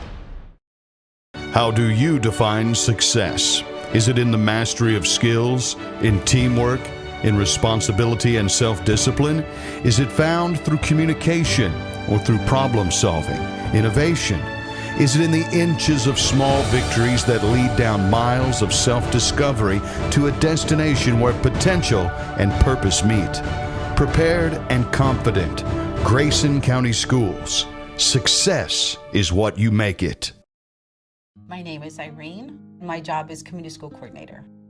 My mom taught us that it doesn't matter how much money you have, you can always find a way to help. We started the pantry because the needs were so great. We're very fortunate to have the food bank just a few miles down. I just want our kids to experience what other kids experience and learn to say, what do I want to be when I grow up? And not worry about food. Respiratory viruses are making children sick across Kentucky. Children even get hospitalized at higher rates. But there's one easy way to protect our families. Get immunized. Pediatricians recommend staying up to date on all routine immunizations like flu, RSV, whooping cough, COVID-19, and measles. Most immunizations and boosters are even free. Call 855-598-2246 to find a provider near you. Sponsored by Kentucky Voices for Health and aired by the Kentucky Broadcasters Association and this station. Owensboro Health offers excellent care for your entire family, close to home in Grayson County with locations in Litchfield, Big Clifty, and Caneyville. Our primary care providers are experts in managing high blood pressure, diabetes, and other chronic conditions, so you can stay healthy and feel your best. Make an appointment today with one of our primary care providers at owensborohealth.org/primary care. Are you looking for more in this world? Then we are looking for you. The big-hearted, the bold, those driven by purpose. We are the Peace Corps, volunteers, partners, communities in more than 60 countries, bringing our experience, joy, and passion to building a better world together. Are you ready to serve boldly, to go the distance to make a difference? Then we have a place where you belong. Join us.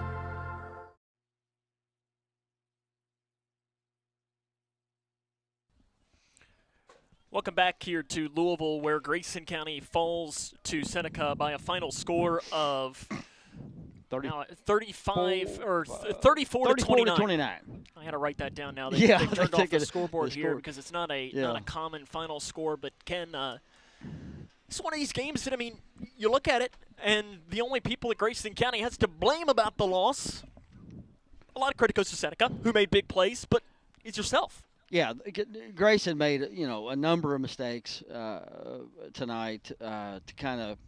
I wouldn't go so.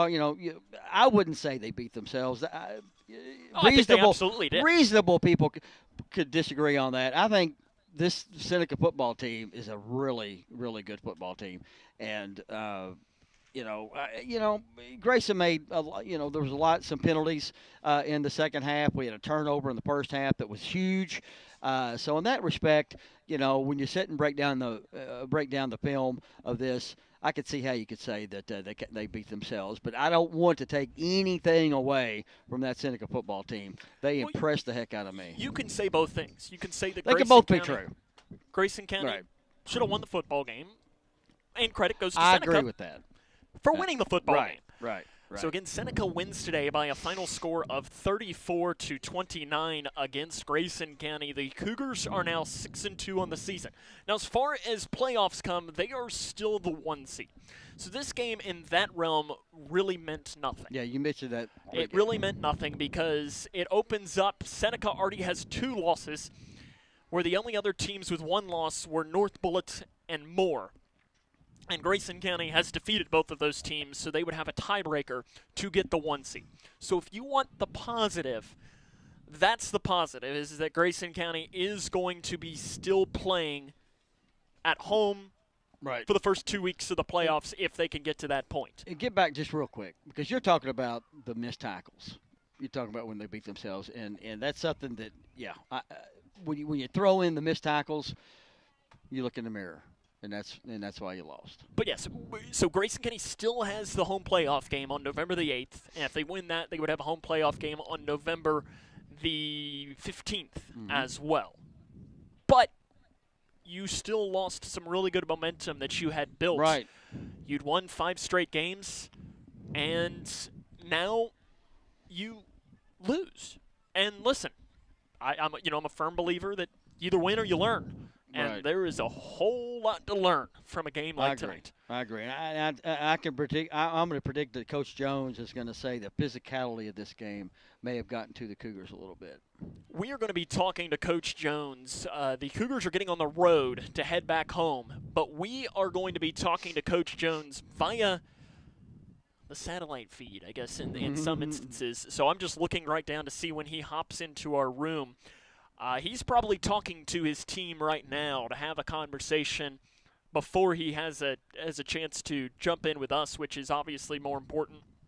There's a lot for him to probably discuss with them right now about this, but also he will hopefully get the chance to join us. And if not Ken, then we'll talk to him before next week's game against Breckinridge County.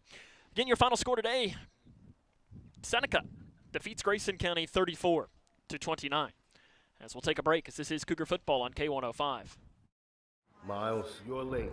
Again. You are not living up to your full potential. No sense of responsibility. Everyone's going through something, even superheroes. Is that the best you can do? This mediocre work is You're not reaching your full potential. Unacceptable, Miles. Let's take the stigma out of asking for help. Hey, Dad. You got a minute? Yeah, what's up, son? If you need support, visit kevinlovefund.org to learn more. I just got so much on my mind, you know? Hi, I'm Peyton Manning, and I'm partnering with the American Red Cross this year to tackle blood shortages. Giving blood's important because every 2 seconds, someone actually needs blood, and unfortunately, only like 3% of the U.S. population donates. So we have to step up to give and to make sure there's plenty of blood available for those in need.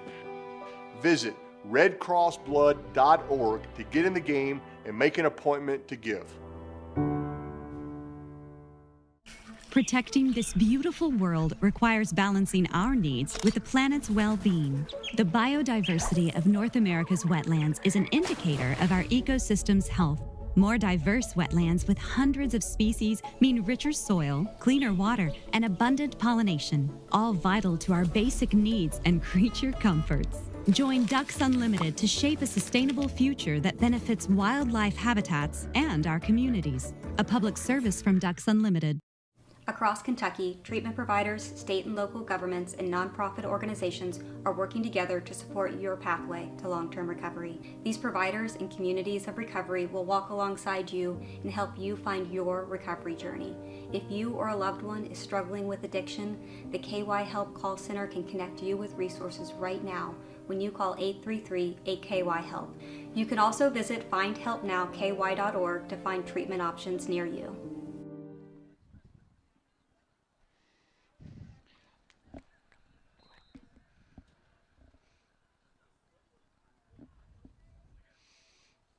Cougars fall today to Seneca by a final score of 34-29. Try to see if we can't find a score update or two to bring you. Final score, Ryle defeats Great Crossing 36-8. Henderson over Davis 35-7. South Warren leads Bowling Green 28-24. 4 minutes left in the fourth quarter. Scott County and Woodford County tied at 35. 3:55 left. As let's see what we can't do here as we do some other scrolling through. Lexcat defeats Lloyd. That is the final score.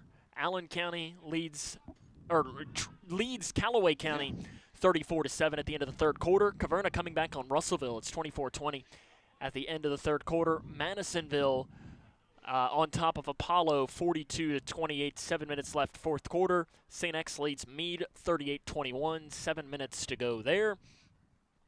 And that appears Adair beat Butler 42-12. I know Edmondson was losing big to Owensboro Catholic, though, so, I mean, there's nothing to hang your hat right. To hang your head on that. Right.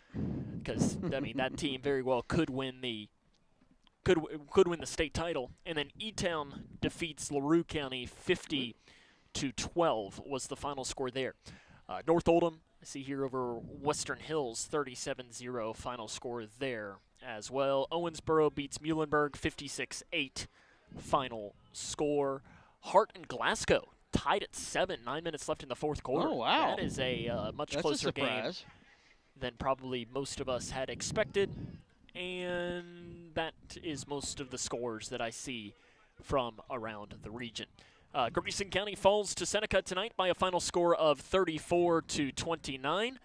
We'll take a break and hope to get Coach Jones after this, but if not, we'll probably just end up wrapping it up and heading home. As I see, the buses have not left yet, so I would assume he is still conversing with them over he's not on conversing, that far he's side. preaching. It's probably a little bit of a mix of the two of those. Take a break. Have more in the fifth quarter show after this. Let's go! Like Deadpool and Wolverine, you can be a hero. Now that's a superhero landing. Save a best friend for life at a shelter near you. Us? A team? The answer is yes. Yeah! Look at you! She's coming with us! No, she's not. Oh, yes. Visit bestfriends.org today and bring love home. That's my girl! How do you define success? Is it in the mastery of skills, in teamwork, in responsibility and self-discipline? Is it found through communication or through problem solving, innovation? Is it in the inches of small victories that lead down miles of self-discovery to a destination where potential and purpose meet? Prepared and confident, Grayson County Schools. Success is what you make it. My name is Irene. My job is community school coordinator. My mom taught us that it doesn't matter how much money you have, you can always find a way to help. We started the pantry because the needs were so great. We're very fortunate to have the food bank just a few miles down. I just want our kids to experience what other kids experience and learn to say, what do I want to be when I grow up? And not worry about food. Respiratory viruses are making children sick across Kentucky. Children even get hospitalized at higher rates. But there's one easy way to protect our families. Get immunized. Pediatricians recommend staying up to date on all routine immunizations like flu, RSV, whooping cough, COVID-19, and measles. Most immunizations and boosters are even free. Call 855-598-2246 to find a provider near you. Sponsored by Kentucky Voices for Health and aired by the Kentucky Broadcasters Association and this station. Freaking knees, man. Fuck.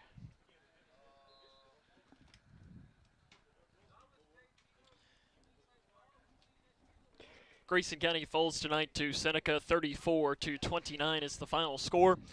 Right on the scoring from this game, Grayson County started off on fire. They led 14-0. Seneca had only run 3 plays to that point, as Grayson County had a 1-yard touchdown run on a 17-play drive, had a block punt in there as well, and a 1-yard touchdown run by Caden Anshaw. And I think the orange and blue faithful were feeling really good about rolling to a win at that point. Yes. But then Julu had a different idea. The first of his 2 big plays of the day. He had a 68-yard kickoff return for a touchdown with 5:32 remaining in the first half. Cougars then fumbled their next possession. Touchdown by Seneca. And we were tied at 14 at the half. Started off the second half. Seneca needed only 1 play in the second half. A 75-yard touchdown pass from Jeremiah Towns to Spencer for 75 yards. And just like that, Seneca led 20-14. Grayson County, though, answered in their own way. 3-play drive ended with a 30-yard touchdown run by Colby Chaffins, and it was 21-20 Cougs, and we knew we were in for, or it's 22-20 Grayson County, and we knew we were in for an interesting evening. 2-yard touchdown run by Towns put the Redhawks back on top. 12-yard touchdown run by Colby Chaffins made it 29-28 with 11:18 to play. A fumble by Seneca. Grayson County brought the ball all the way down to their 7-yard line and turned it over on downs on a weird 4th down play. That'll be something that we'll have to ask what exactly happened on that. Whether it's tonight or another day, we will have to definitely discuss or just know more about what happened on that play. Right. And Seneca on their next drive had it 4th down and long.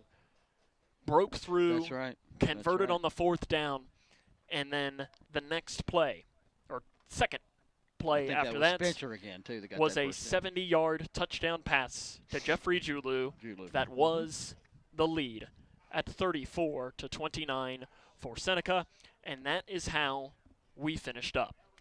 Grayson County now is 6-2. Seneca is 4-4. Cougars finished 3-1 in Class 5A District 4. Seneca is now 1-2. They have one game remaining. They will play Bullitt Central next week. We're going to take one more break, and then we will see if Coach Jones comes back. If he doesn't, we'll get to him before next week's game and have some more questions and so on to learn more about tonight's contest. Again, your final score, Seneca 34, Grayson County 29. Cougar football on K105. Midway Pharmacy is your trusted local partner in health and wellness, offering free delivery so you never have to worry about picking up your medications. The friendly staff knows you by name and is always ready to assist you. Living and raising our families in the same community, they understand your needs. With a wide range of services and personalized care, Midway Pharmacy is here to make your life easier and healthier. Visit or call any countywide location today of Midway Pharmacy. When we have the food we need, we are at our best. We push further. We rise higher. We unlock our full potential. When we have the food we need, we make our communities stronger. Together, we can help everyone get the food they need to thrive. Join the movement to end hunger at feedingamerica.org/actnow. Struggling to pay your house payment? Apply for the Team Kentucky Homeowner Assistance Fund today at protectmykyhome.org. It provides up to $60,000 for Kentuckians with a COVID-related financial hardship. The money can be used for mortgage bills, utility payments, insurance premiums, property taxes, and HOA fees. Applicants must meet certain criteria to receive assistance. Check your eligibility today at protectmykyhome.org. This ad was sponsored by Kentucky Housing Corporation and this station. Smith Overhead Door isn't just about opening and closing. We're about safety, security, and style for your home or business. As a future designs company, we're lifting expectations across Grayson and surrounding counties with top brands like CHI and Chamberlain. Hey there, I'm Kevin Brooks with Smith Overhead Door. Whether it's a sturdy LiftMeister for your garage or a sleek Clopay door for your shop, we install and service with a commitment to reliability. Smith Overhead Door, we're opening up possibilities. Secure your entrance at sohd.info.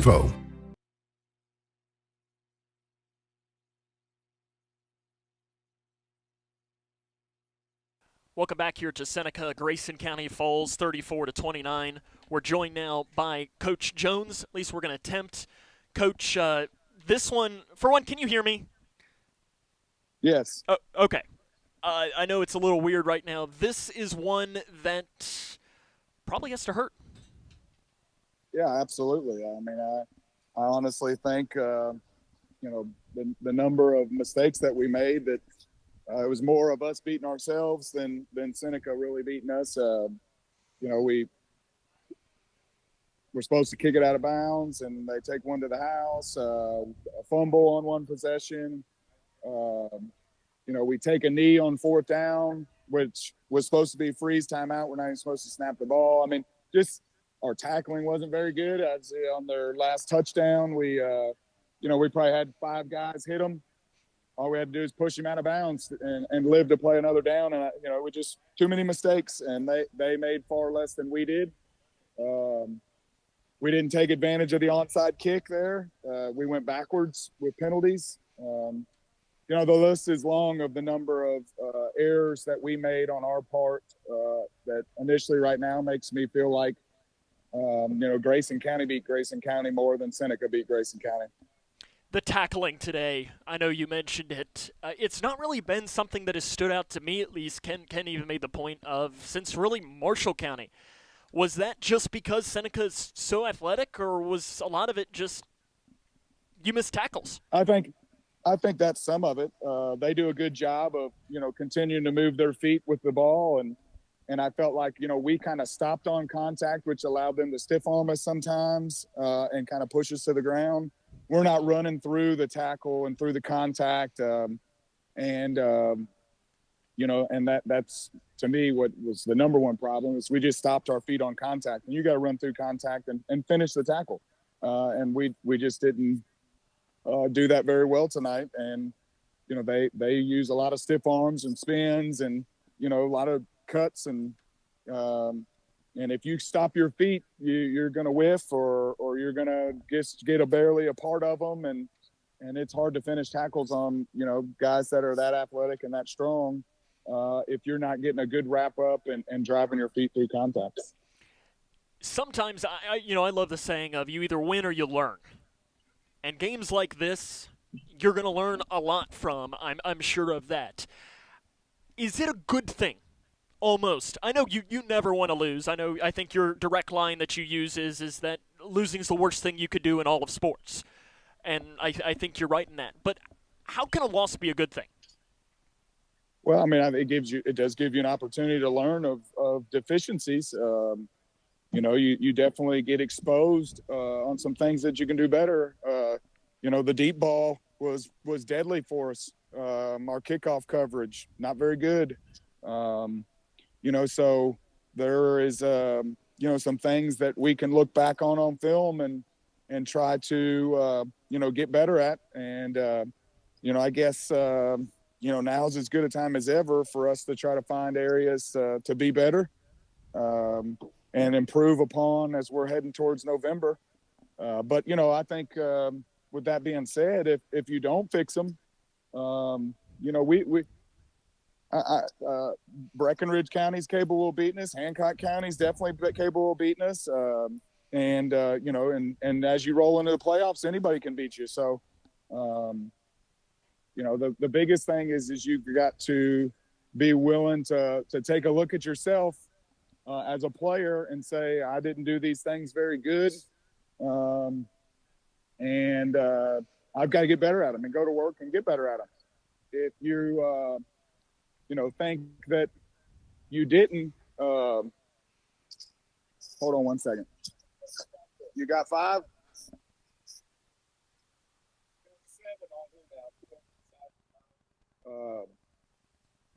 If you're not willing to do that, then,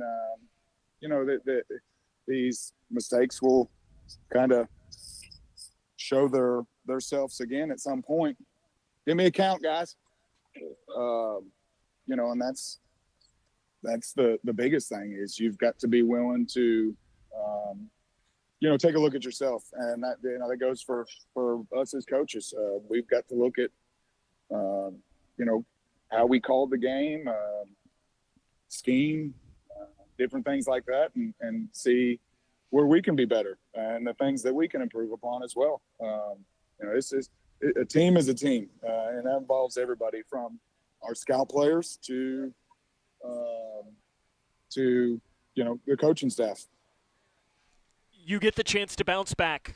What's the focus in practice before, you mentioned bracket's a rivalry game, and I'm a firm believer in a rivalry game. You take a lot of it and you throw it out because they want to beat you as bad as you want to beat them. And then the last team you play this season scheduled is Hancock, is a really good team. How do you bounce back this week? Hold on one second, Sam. Take your time. I see you're counting guys.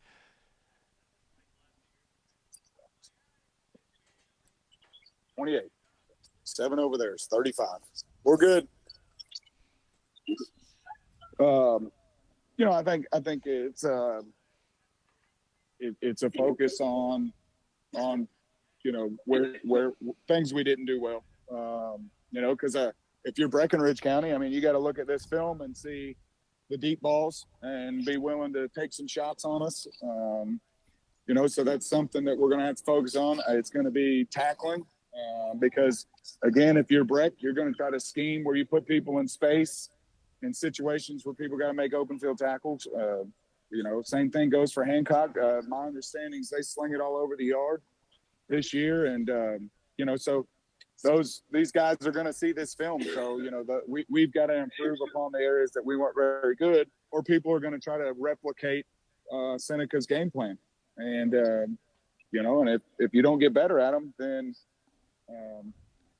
you're going to continue to struggle at them. So that's just, something that we're going to have to look back on through the weekend and then on Monday, and then work on them this upcoming week and try to get better. Because again, we still, we're 3-1 in the district. We win the tiebreakers, so we're the 1 seed and all that good stuff. But we want to be playing our best football November 8th to ensure that we keep our season going for multiple weeks. Coach, I appreciate you taking the time. Drive safe going back. We'll talk to you next week. Thanks. That's Coach Brian. Come back and wrap it up after this. This is Cougar Football Line. Well, actually, you know what? We're gonna keep it here. No, we're gonna take a 1-minute break and come back here on K105. Respiratory viruses are making children sick across Kentucky. Children even get hospitalized at higher rates. But there's one easy way to protect our families. Get immunized. Pediatricians recommend staying up to date on all routine immunizations like flu, RSV, whooping cough, COVID-19, and measles. Most immunizations and boosters are even free. Call 855-598-2246 to find a provider near you. Sponsored by Kentucky Voices for Health and aired by the Kentucky Broadcasters Association and this station. Owensboro Health offers excellent care for your entire family. Close to home in Grayson County with locations in Litchfield, Big Clifty, and Caneyville. Our primary care providers are experts in managing high blood pressure, diabetes, and other chronic conditions, so you can stay healthy and feel your best. Make an appointment today with one of our primary care providers at owensborohealth.org/primary care.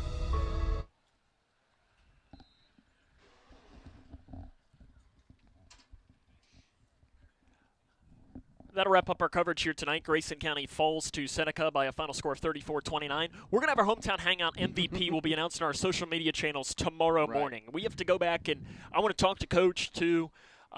We didn't get a chance to, since we did it virtually, to talk to him off air about some things that we may have seen, he may have seen, and so on. So our hometown hangout MVP will be announced tomorrow morning. We'll have that for you as well on all of our social media channels. You'll be able to see that for that. But Ken, very, very quickly, because it's late and they're wanting us to get out of here. Yes, they're looking at us like this is a tough loss. Brex next week. Right. You get another chance. You get to take out the anger on the Tigers. Yeah, you just got to bounce back next week. You got to play tough, play hard, have a hard week of practice, and just come out on fire next week. Grayson County falls tonight by a final score of 34-29. That'll wrap up our coverage. For Simon Drain, for Eli Smith, for Ken Hallett, Sam Gormley saying so long, everyone.